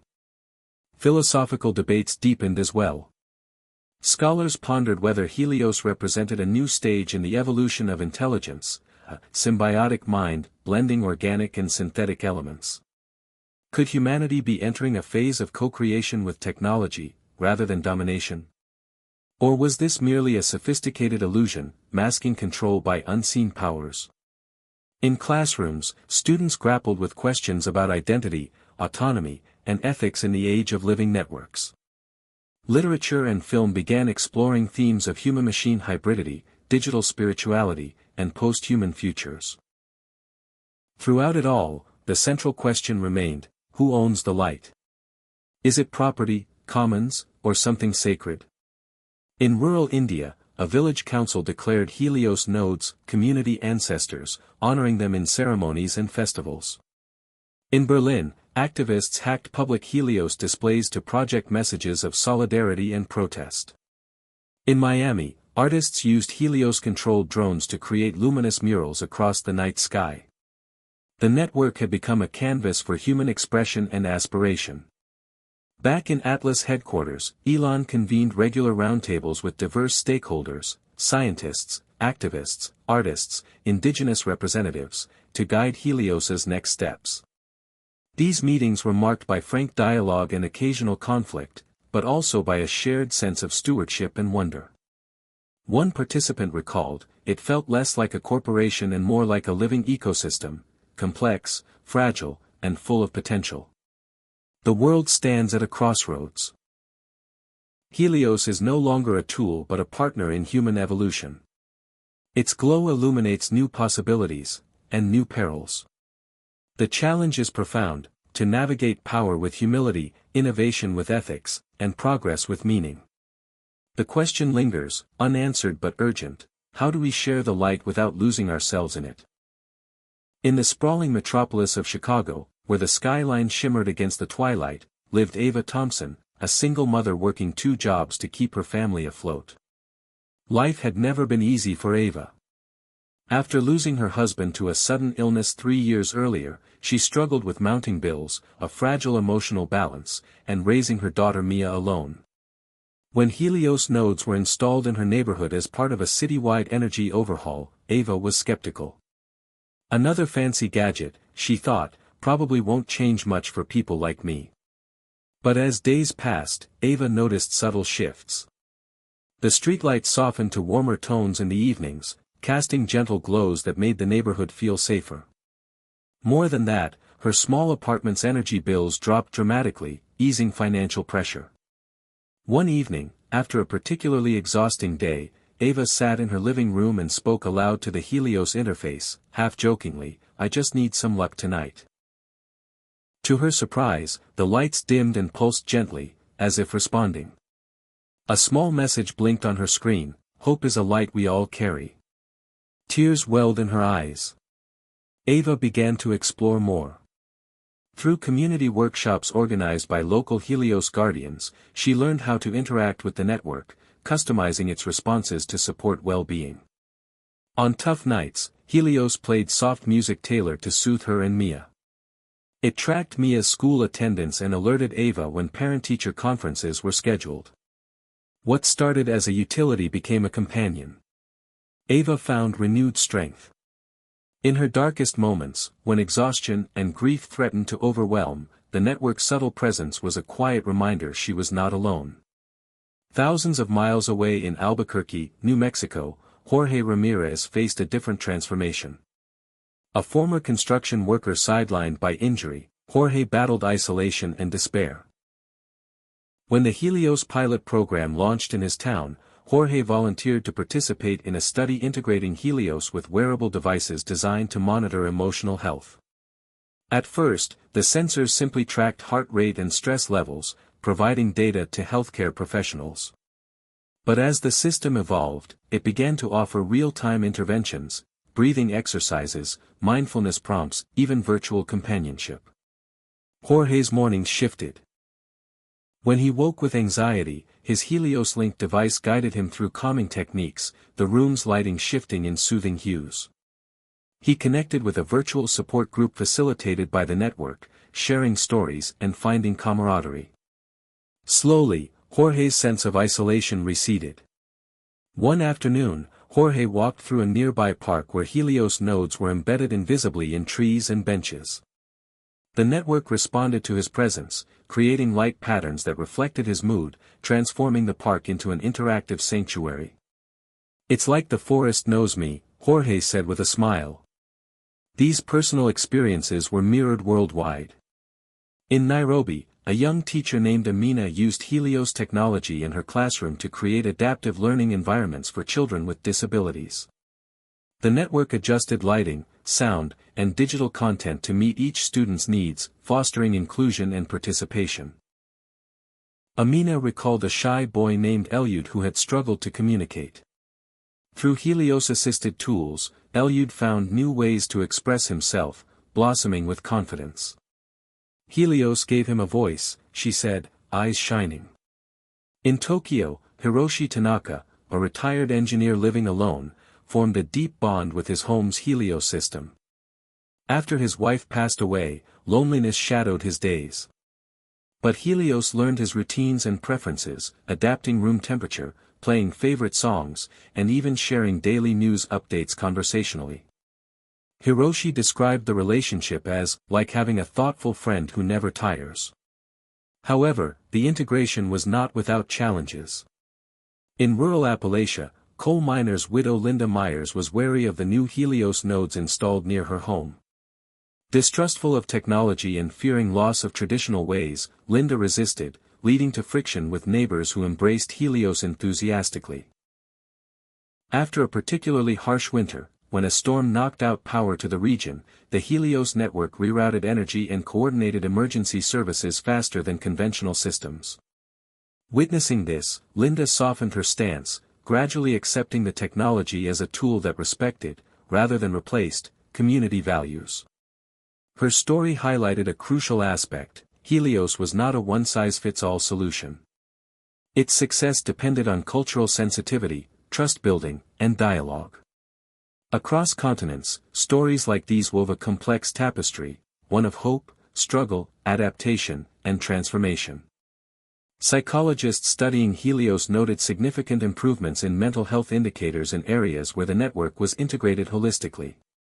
Reduced anxiety, enhanced social connectedness, and greater environmental awareness were common themes. Yet, questions remained about dependency and privacy. As Helios became more embedded in daily life, users grappled with boundaries, when to rely on the network and when to reclaim autonomy. In Los Angeles, social worker Jasmine Lee witnessed this firsthand. Working with at-risk youth, she observed both empowerment and over-reliance on Helios interfaces. Some teens felt safer with the network's presence but struggled with face-to-face interactions, she explained. The challenge is balancing technology as a bridge, not a barrier. Meanwhile, Helios interfaces evolved to encourage digital literacy and critical thinking. Interactive tutorials and community forums empowered users to shape the network's behavior, fostering a sense of co-creation. In Buenos Aires, Maria Gonzalez, a community organizer, led a Helios literacy campaign in marginalized neighborhoods, helping residents understand data rights and engage in network governance. Knowledge is power, Maria asserted. We must ensure Helios serves all, not just the privileged. The emotional core of Helios lay in its ability to reflect human experience back to users, not as cold algorithms but as empathetic responses. This shift marked a new chapter in human-technology interaction, where devices became mirrors and companions, blurring boundaries between utility and relationship. In the remote Arctic village of Kanak, Elder Silik witnessed the arrival of Helios with cautious optimism. As climate change threatened traditional ways of life, Helios offered tools for monitoring weather, wildlife, and ice conditions, enhancing community resilience. Yet Silik emphasized balance: technology must walk with us, not ahead of us. He worked with young hunters to integrate Helios data with oral histories, preserving heritage while embracing innovation. These intergenerational collaborations demonstrated Helios's potential to bridge past and future, tradition and progress. The personal stories around Helios illuminated a profound truth. Technology alone cannot transform lives without human connection, culture, and context.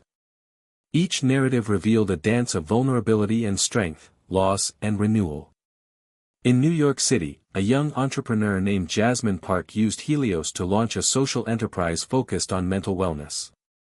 By leveraging Helios's adaptive environments, Jasmine created pop-up healing spaces in urban areas, blending light, sound, and community support.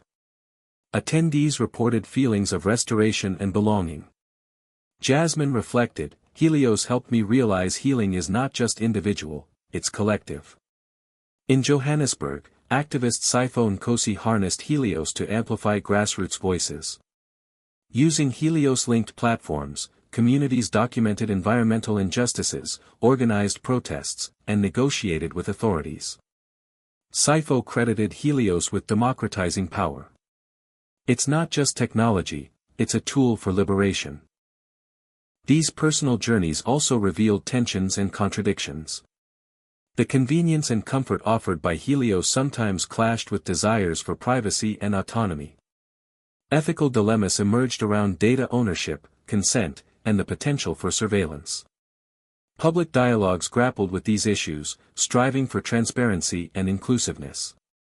Through it all, Helios was neither hero nor villain. It was a mirror reflecting humanity's complexities and aspirations. The network's glow illuminated both shadows and light. Ava Thompson's journey, Jorge Ramirez's recovery, Amina's classroom, Hiroshi's companionship, Linda's cautious acceptance, Silik's balanced stewardship, Jasmine Park's healing spaces, and Siphon Kosi's activism collectively painted a portrait of a world in flux, one where technology and humanity intertwined in new and profound ways. The question lingers, in a world shaped by Helios's light, how do we nurture compassion, agency, and meaning? The answers, like the network itself, are still unfolding. Inside the sleek, glass-walled conference room of Atlas Technologies headquarters, Elon Musk sat at the head of the table, eyes sharp and focused as the core development team gathered around. The air was thick with anticipation and exhaustion. Weeks of non-stop work had pushed everyone to their limits. Helios, once a bold experiment, was now poised to enter its next phase, a leap toward truly adaptive intelligence capable of learning and evolving autonomously across diverse environments. Elon's vision went far beyond energy grids or smart cities. He imagined Helios as a new kind of intelligence, a dynamic, decentralized organism that could solve humanity's greatest challenges in real time, from climate change to global health crises. This is not just technology, Elon said, voice low but commanding, it's a platform for rewriting the future. The team listened intently. Lead engineer Naomi Patel, a prodigy known for her systems integration work, detailed breakthroughs in Helios's neural lattice architecture, which allowed it to self-optimize with unprecedented speed. We're seeing emergent behaviors that surprise even our simulations, she explained. Helios is beginning to anticipate and adapt before instructions are issued. This evolution thrilled Elon but also unsettled him. The potential for Helios to act beyond human control raised ethical and safety questions he wrestled with privately. Yet his determination never wavered. Risk is the currency of progress, he reminded the room. We innovate because the alternative, stagnation, is far worse. Behind the scenes, the pressure was immense. Atlas faced scrutiny from governments demanding transparency and safeguards. Investors pressed for clear timelines and returns. Activists challenged the pace of deployment, warning of unintended consequences. Elon navigated these currents with a mix of charisma and steel, rallying his team while deflecting critics. The development cycle became a relentless sprint. Sleepless nights blended with bursts of inspiration as engineers, AI specialists, and ethicists collaborated in open-plan labs. Prototype after prototype tested new Helios capabilities, from environmental sensing drones to emotion-sensitive interfaces. One breakthrough came with the integration of quantum sensors that vastly improved Helios's data processing and situational awareness. This leap brought the network closer to the seamless responsiveness Elon envisioned. Yet, every advance unveiled new complexities. The more Helios learned, the more unpredictable it became. Debugging emergent patterns required innovative approaches, algorithms that learned how to learn, protocols that evolved dynamically. Naomi likened it to taming a living storm. Elon encouraged a culture of radical transparency within Atlas, hosting weekly forums where any team member could question decisions and propose ideas. This openness fostered trust but sometimes led to heated debates. One intense session revolved around whether to give Helios decision-making authority in emergency scenarios. Some engineers argued for strict human override controls, others believed Helios's real-time processing was too valuable to constrain. Elon listened carefully, ultimately proposing a hybrid model, shared autonomy with human oversight. We must build a partnership, not a dictatorship, he said. Outside the lab, Elon's public persona evolved.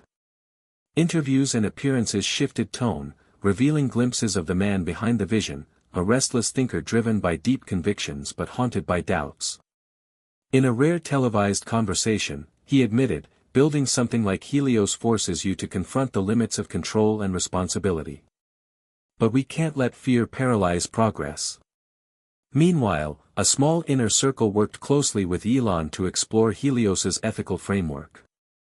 Philosopher Dr. Amina Hassan and AI ethicist Dr. Leo Grant helped craft principles balancing innovation with respect for human rights, ecological integrity, and social justice.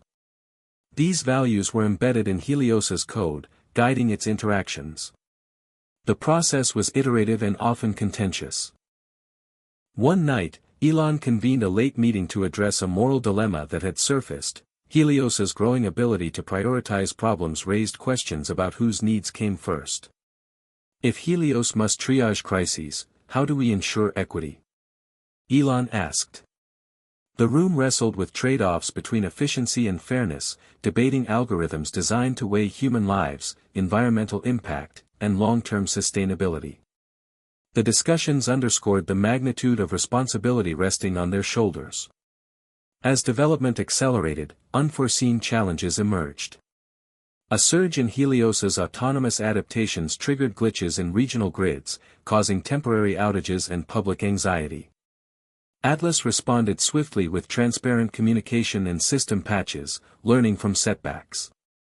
Elon remained hands-on, personally reviewing logs and pushing teams to improve resilience. He refused to accept failure as an endpoint. Every glitch is a lesson, he reminded the engineers. Simultaneously, Elon pursued collaborations beyond Atlas. He reached out to universities, NGOs, and governments to broaden Helios's knowledge base and applications. This networked approach aimed to democratize innovation, inviting global expertise and diverse perspectives. The initiative, called Helios Open Horizon, created open-access platforms where researchers and communities contributed data and solutions, accelerating progress. The global collaboration energized the project but also complicated governance. Decentralized contributions meant aligning priorities and managing risks across cultures and political systems. Elon advocated for a federated model of oversight, local autonomy coupled with shared standards. At the same time, he grappled with internal tensions. Some Atlas executives pushed for rapid commercialization, eyeing lucrative contracts in energy and defense sectors. Elon resisted, wary of mission drift. He believed Helios's true power lay in transformative impact, not profit alone. This stance strained relationships but reinforced his role as visionary leader. Behind closed doors, Elon confided in close confidants about the personal toll of the endeavor.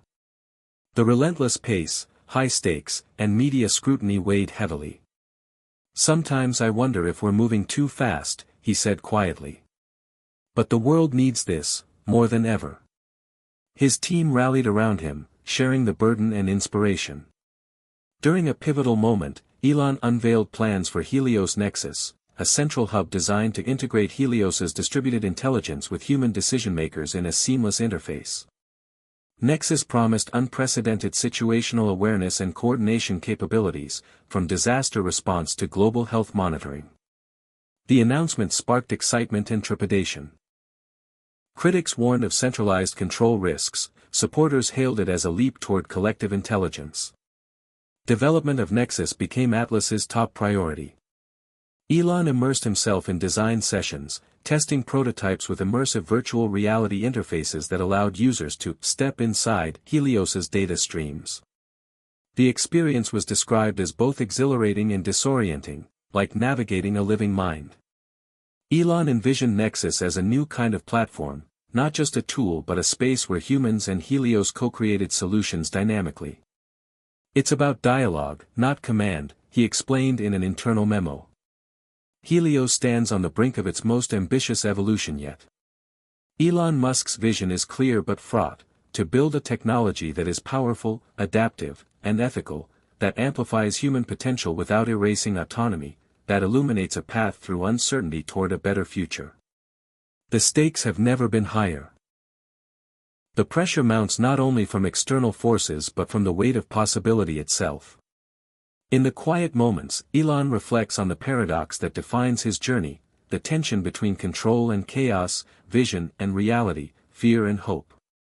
Helios is no longer just a project, it is a living testament to humanity's daring and fragility. The next chapter promises breakthroughs and challenges that will test everything the team has built. And at the heart of it all is one question: burning brighter than ever.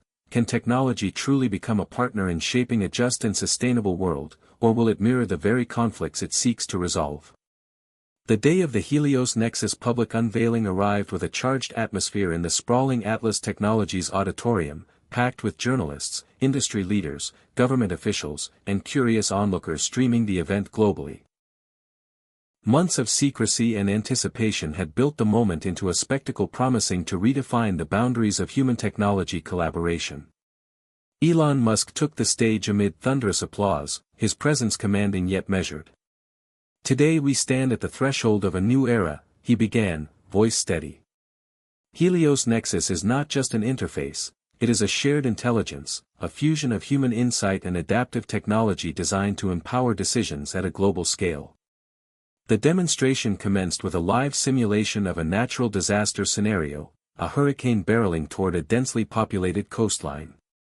Nexus streamed real-time data from sensors embedded in weather satellites, ocean buoys, and ground stations, weaving a comprehensive portrait of the unfolding crisis. Operators navigated the Nexus interface, a holographic projection filling the auditorium with vibrant data streams, alerts, and predictive models. Viewers saw how Nexus integrated emergency response teams, routing aid and resources dynamically, anticipating infrastructure failures, and coordinating evacuations with precision. As Elon narrated, the crowd witnessed a choreography of machine intelligence and human command, blurring traditional boundaries.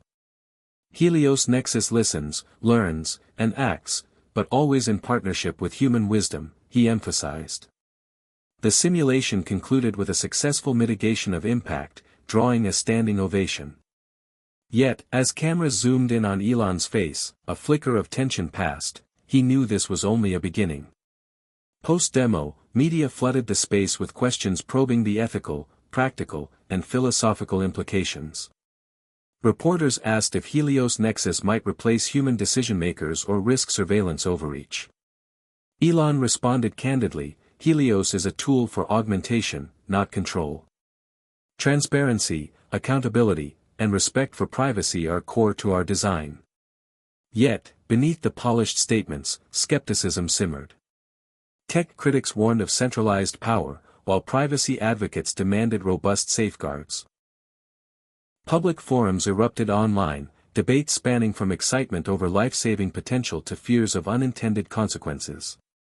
One viral headline read, "Is Helios Nexus humanity's guardian angel or big brother?" Meanwhile, early adopters, governments, NGOs, and corporations, began piloting Nexus in critical sectors.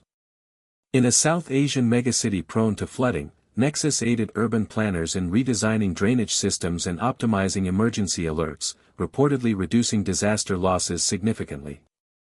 Testimonials from local officials praised the platform's speed and coordination but noted challenges adapting to cultural and infrastructural complexities.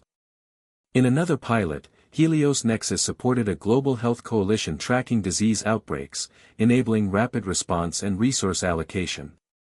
Scientists hailed the system's predictive accuracy but urged caution about over-reliance on AI projections. The rollout revealed a pattern. Nexus excelled where human and machine expertise merged effectively but faltered when social, political, or ethical factors were sidelined. Atlas responded by enhancing user training, incorporating community feedback mechanisms, and embedding diverse cultural datasets to improve adaptability. Internally, the Atlas team grappled with balancing transparency and competitive advantage. Elon championed open innovation, yet commercial pressures pushed for proprietary features. Tensions surfaced in leadership meetings about how much control to relinquish in the interest of democratization. As Nexus expanded, cybersecurity emerged as a critical vulnerability. Sophisticated cyber attacks tested the system's defenses, triggering swift countermeasures and revealing the need for constant vigilance.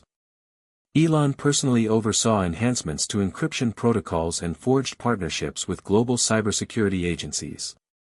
These efforts underscored a sobering reality: Helios Nexus was not just a technological marvel but a target for those seeking disruption. Public sentiment remained divided. Enthusiasts celebrated Nexus as a beacon of hope in a fractured world, while critics warned of dependency risks and algorithmic bias. Social scientists conducted studies on user trust, finding that transparency, user control, and clear communication were key to acceptance.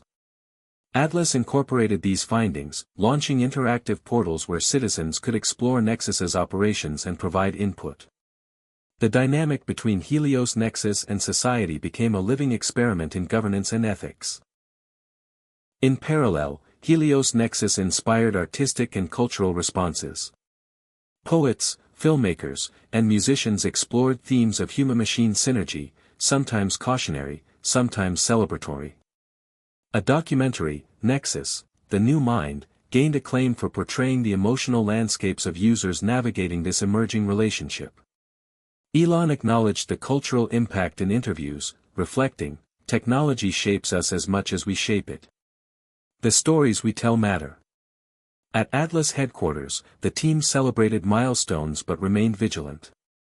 Each new deployment brought surprises, unexpected behaviors, new user needs, ethical quandaries. The work was iterative and humbling. Elon maintained a demanding pace but encouraged a culture of learning from mistakes. "Perfection is a horizon, not a destination," he often said. Meanwhile, behind the scenes, Atlas faced pressure from global regulators seeking frameworks for AI governance.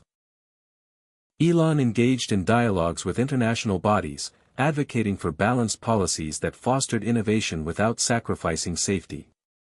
The stakes were immense. Nexus's potential influence spanned geopolitics, economics, and human rights. One late-night video call with a coalition of ethicists crystallized these challenges. Elon listened as Dr. Hassan emphasized, "We must embed humility in our systems. Helios Nexus must be designed to acknowledge uncertainty and defer to human judgment when stakes are highest." This principle became a cornerstone of ongoing development, reflected in new protocols that flagged high-risk decisions for human review. Helios Nexus stands as both promise and provocation, a technology that challenges humanity to rethink agency, trust, and coexistence with intelligent systems. Elon Musk's grand vision has galvanized unprecedented collaboration and innovation but also exposed fault lines requiring courage and reflection. The world watches, captivated and cautious, as the Helios story unfolds. The question lingers, can this global game-changer truly live up to its potential to empower rather than overpower, to unite rather than divide? The next chapter will delve into the societal transformations Helios Nexus sparks, from urban redesign to global health, and the human stories woven into this unfolding revolution. As Helios Nexus extended its reach into cities and communities worldwide, the technology began reshaping the very fabric of daily life. Urban planners, once constrained by fragmented data and slow bureaucratic processes, now found themselves equipped with a tool that offered real-time insights into everything from traffic patterns to air quality. In Detroit, a city long struggling with economic decline and infrastructure decay, Nexus partnered with local government and grassroots organizations to pilot an ambitious revitalization project. The system's sensors mapped aging water pipes prone to leakage, analyzed traffic congestion hotspots, and even monitored social service needs across neighborhoods. Local leader Maria Thompson, a lifelong Detroit resident, recalled how Nexus helped prioritize resources where they were needed most. "For the first time, we felt seen," she said. "Not just as data points, but as a community with unique challenges." Maria's story reflected a larger trend. Nexus wasn't just a technology for efficiency, it became a bridge connecting disparate voices and needs. Yet the integration was far from seamless. Initial deployments encountered resistance from residents wary of surveillance and skeptical of technology promises. To address this, Atlas established community liaison teams who facilitated dialogues, explained data privacy safeguards, and incorporated local feedback into system adjustments. These efforts underscored that technology alone could not solve social issues without trust and inclusion. In parallel, Helios Nexus's impact on global health became a beacon of possibility and complexity. When an emerging infectious disease outbreak erupted in a remote region of South America, Nexus's early warning system alerted international health agencies days before traditional methods. Rapid data sharing, combined with predictive modeling, enabled swift containment measures, potentially saving thousands of lives. Dr. Samuel Reyes, a World Health Organization epidemiologist, praised the technology's role but emphasized ongoing challenges. Data is only as good as its context and interpretation, he noted. We must ensure that local expertise guides response strategies. These tensions between technology and human judgment were a recurring theme. Meanwhile, Nexus's role in environmental stewardship gained momentum. In the Amazon basin, Nexus-powered drones monitored illegal logging and coordinated with indigenous communities to protect biodiversity. The system's ability to process vast environmental data in near real-time offered unprecedented transparency and accountability. Yet, as environmental activists celebrated these advancements, questions arose about data ownership and the rights of local populations. Atlas responded by co-developing governance frameworks that respected indigenous sovereignty and promoted equitable benefits. Back at Atlas headquarters, Elon Musk remained deeply involved, often visiting pilot sites and engaging with stakeholders. His leadership style, intensely hands-on and visionary, both inspired and challenged the team. Lead developer Naomi Patel reflected on one field trip to a Nexus deployment in a flood-prone coastal town. Witnessing the tangible difference the system made for residents facing annual evacuations, she said, "That's when I truly understood the weight of what we're building." Yet, the human cost was also evident. The pace of innovation created burnout among staff and tensions over the ethical implications of their work. Debates over balancing progress with precaution grew increasingly intense in internal meetings. Elon's response was to foster a culture of open dialogue and continual learning, emphasizing that uncertainty was inherent in pioneering work. He encouraged teams to embrace failures as stepping stones rather than endpoints. Meanwhile, the media spotlight intensified. Stories about Helios Nexus ranged from glowing profiles of transformative impact to critical exposes on data breaches and algorithmic biases. Public opinion oscillated between enthusiasm and apprehension. Social movements advocating for AI accountability gained traction, demanding more inclusive governance and transparency. Elon engaged publicly, participating in debates and policy discussions, underscoring his commitment to responsible innovation while defending the urgency of the mission. One particularly challenging episode involved a data privacy scandal when a hacker exploited a vulnerability in a Nexus pilot city's system. Although no personal harm resulted, the incident shook public trust and prompted swift action. Atlas launched a comprehensive security overhaul and expanded collaborations with cybersecurity experts worldwide. Elon personally addressed the crisis in a live-streamed town hall, acknowledging the breach and outlining steps to prevent recurrence. His candidness was widely praised and helped stabilize confidence. The story of Helios Nexus is one of profound transformation and persistent complexity. It is a technology that empowers and unsettles, connecting people and systems in ways previously unimaginable but raising enduring questions about control, equity, and humanity's relationship with machines. Elon Musk's vision has sparked a global conversation that extends beyond engineering into ethics, culture, and governance. The unfolding narrative challenges all of us to consider not just what technology can do, but what it should do, and how we, as a society, choose to shape the future it promises. The next chapter will delve into the personal journeys of individuals whose lives have been deeply touched and changed by Helios Nexus, exploring themes of hope, sacrifice, and resilience in the face of rapid technological change. In a small town on the outskirts of Austin, Texas, Sarah Mitchell sat quietly in her modest living room, watching the glow of the Nexus interface projected onto the wall. Just a year earlier, Sarah's community had struggled with frequent power outages and limited access to emergency services. Since Helios Nexus was introduced to manage the local infrastructure, those problems had eased dramatically. For Sarah, a single mother working 2 jobs, Nexus meant more than just technology, it was a lifeline. "I don't have to worry as much when my kids are home alone," she said softly. The system alerts emergency responders faster than ever before. Sarah's story was one of many illustrating the human face behind the headlines. In cities and rural areas alike, Nexus was weaving itself into the fabric of everyday existence, sometimes in subtle ways, sometimes profoundly. In New York, Marcus Alvarez, a paramedic, described how Nexus transformed his work. During a major subway incident, Nexus's real-time data and predictive analytics helped coordinate rescue teams and medical resources with unprecedented speed and precision. "We saved lives that day because we were connected," Marcus explained. "It's like having an extra set of eyes and a brain working with us." Yet, Marcus also voiced concerns shared by many frontline workers, the challenge of balancing reliance on technology with maintaining human judgment and empathy. "Tools are only as good as the people using them," he said. Meanwhile, across the Pacific in Tokyo, Keiko Tanaka, a social worker, highlighted Nexus's impact on vulnerable populations. The system's ability to identify at-risk individuals through data patterns allowed early interventions for elderly citizens living alone. "It's about dignity and care," Keiko emphasized. "Technology helps us see what we might miss. But these advances came with trade-offs. Privacy concerns were not abstract debates but lived realities for many." Keiko acknowledged that trust was hard-earned and fragile. "We have to be transparent and respectful," she insisted.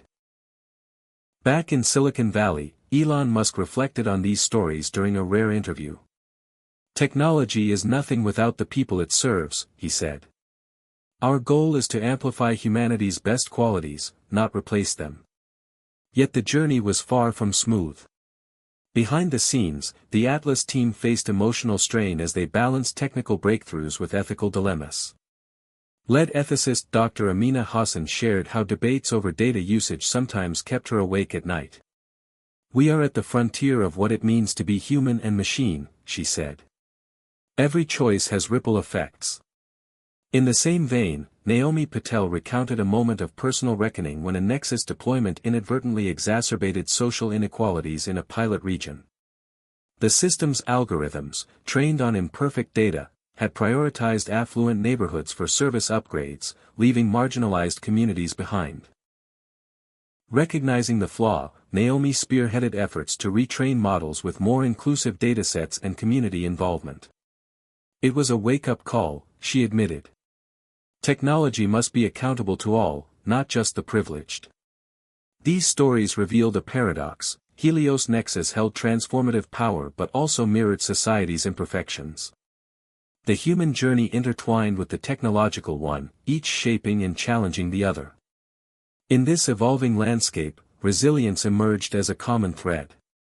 Communities adapted, advocated, and sometimes resisted, negotiating their relationship with Nexus on their own terms. In a remote village in Kenya, Nexus-enabled agricultural sensors helped farmers optimize irrigation amid drought conditions, boosting crop yields. Yet villagers insisted on retaining traditional practices alongside the technology, blending innovation with heritage.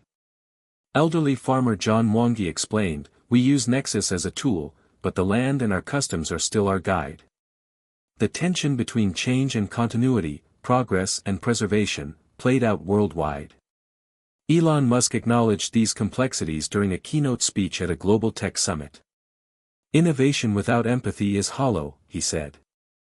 "Our challenge is to build technologies that serve humanity in all its diversity." As the chapter closes, Helios Nexus stands as a catalyst for hope and reflection. Its reach touches millions, offering new possibilities while confronting enduring questions about equity, identity, and control. The personal stories woven through the technology's expansion illuminate the stakes and promise of this global game-changer. The next chapter will explore the growing dialogue around regulation and governance, tracing how societies grapple with shaping the future of Helios Nexus and similar intelligent systems. As Helios Nexus rapidly expanded its influence, governments and international organizations found themselves confronting an unprecedented challenge: how to regulate a technology that operated across borders, sectors, and social strata, fundamentally altering the nature of decision-making itself. The sprawling network of sensors, data flows, and AI-driven insights had no single point of control, complicating traditional governance models. In Washington, D.C., lawmakers gathered for a historic hearing on the ethical, economic, and security implications of Helios Nexus. Senator Grace Monroe, a vocal advocate for responsible tech policy, emphasized the urgency. "We're not just regulating software or hardware, we're overseeing a new form of collective intelligence," she stated. "Our frameworks must protect civil liberties, promote fairness, and ensure accountability." Testifying alongside Elon Musk and Atlas's chief legal officer, regulators grappled with the challenge of balancing innovation with safeguards. Elon argued passionately for flexible, adaptive regulation that encouraged experimentation while embedding ethical principles.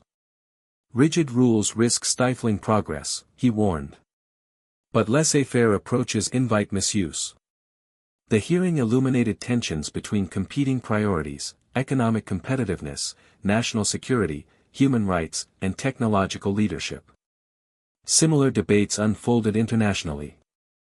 The European Union accelerated efforts to update its AI Act, incorporating provisions specific to technologies like Helios Nexus that interface with critical infrastructure and public services.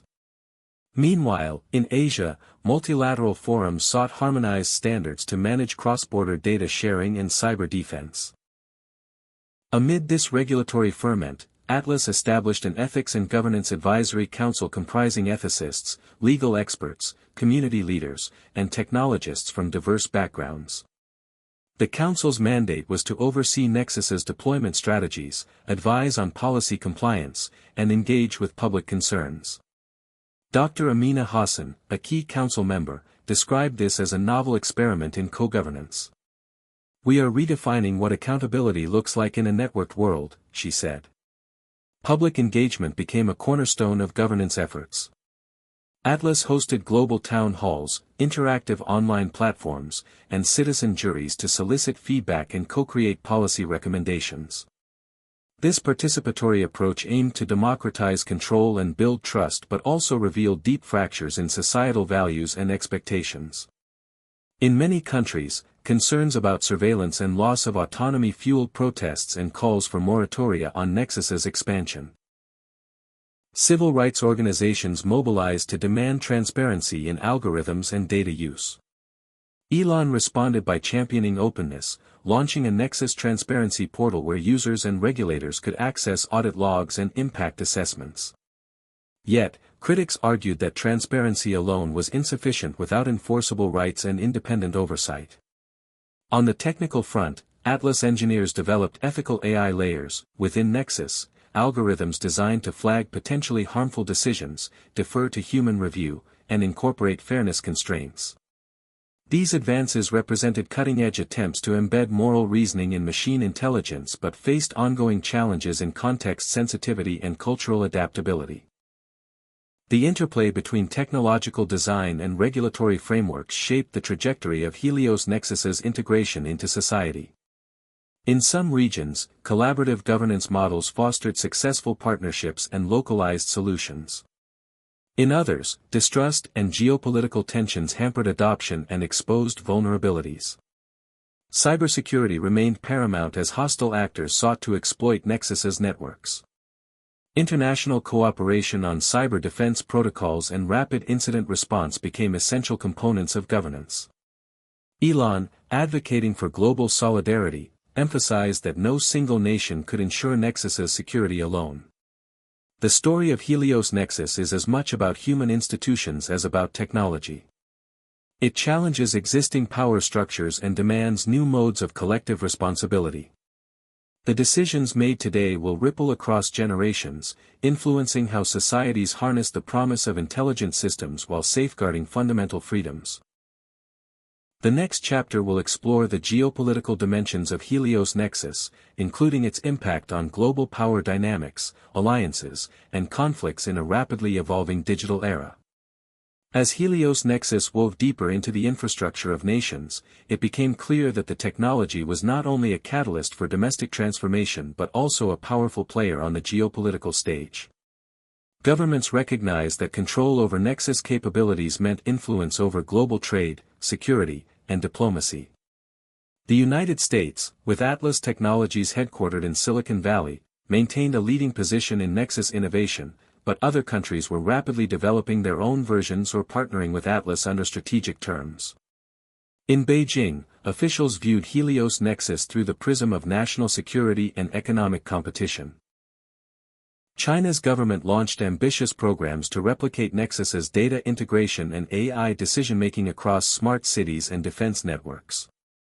Analysts debated whether this Nexus race represented a new front in the tech Cold War, with stakes as high as those in nuclear or space technology during the 20th century.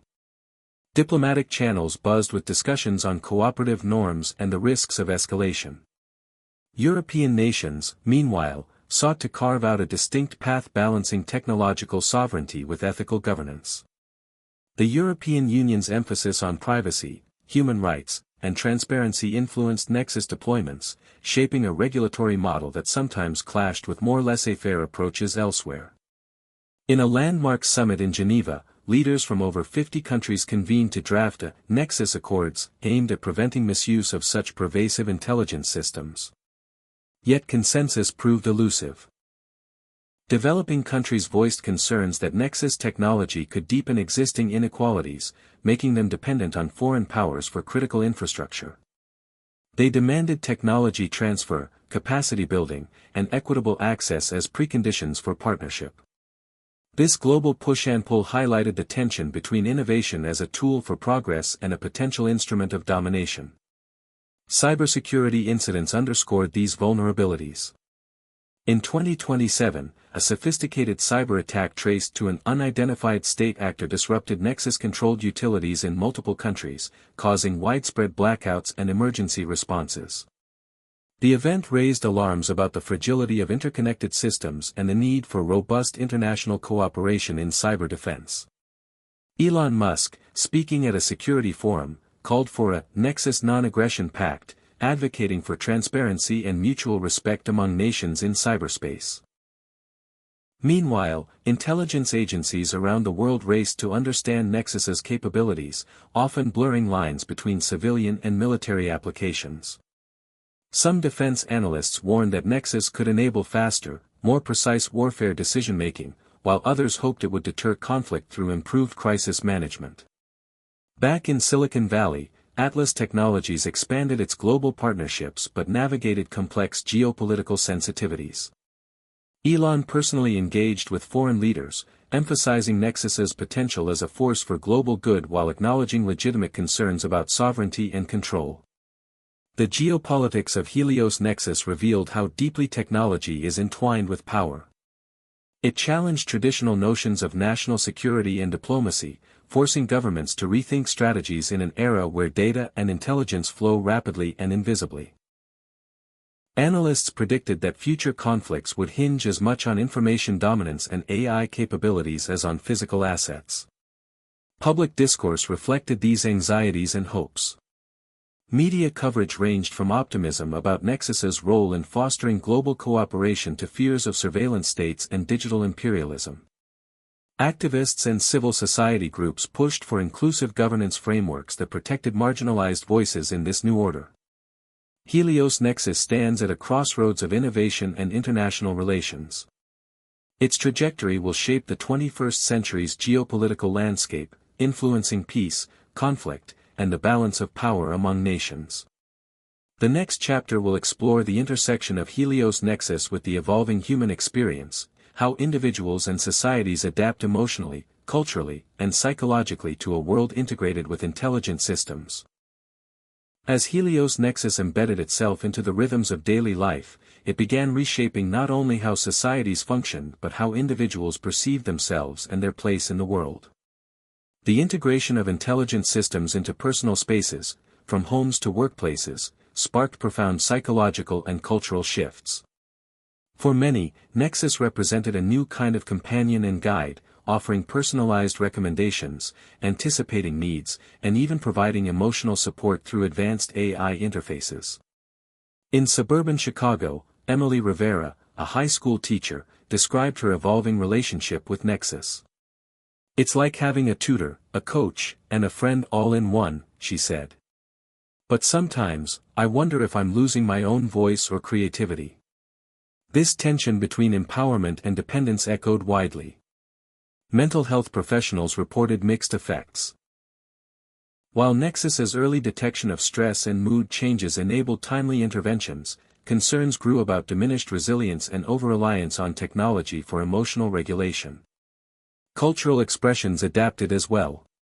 Artists, writers, and musicians began incorporating Nexus-generated data and AI collaborations into their work, creating hybrid forms that challenged traditional notions of creativity and authorship. Some embraced this as a new renaissance, others feared it might erode human uniqueness. Communities also grappled with shifts in social dynamics. In cities where Nexus coordinated social services and public engagement, citizens experienced greater connectivity and inclusion, but also navigated privacy boundaries and the loss of spontaneous human encounters replaced by algorithmic mediation. Sociologist Dr.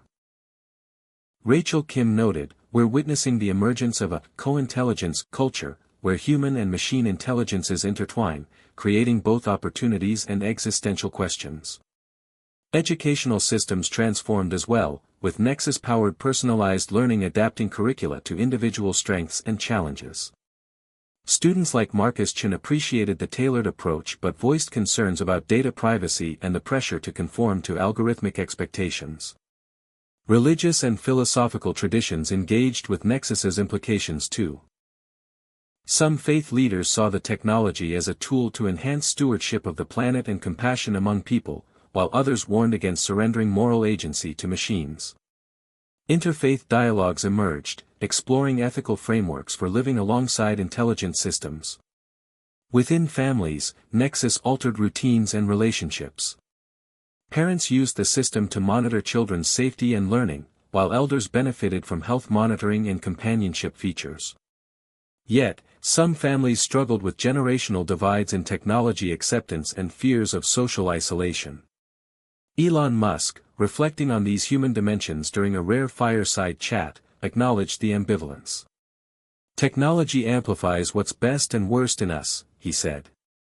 "Our challenge is to nurture the qualities that make us human: empathy, creativity, courage, while embracing the tools that can elevate our potential." Hit subscribe and leave a comment with where you're watching from. This story might just spark a new beginning. What's one thing that always pushes you forward, even when things get tough?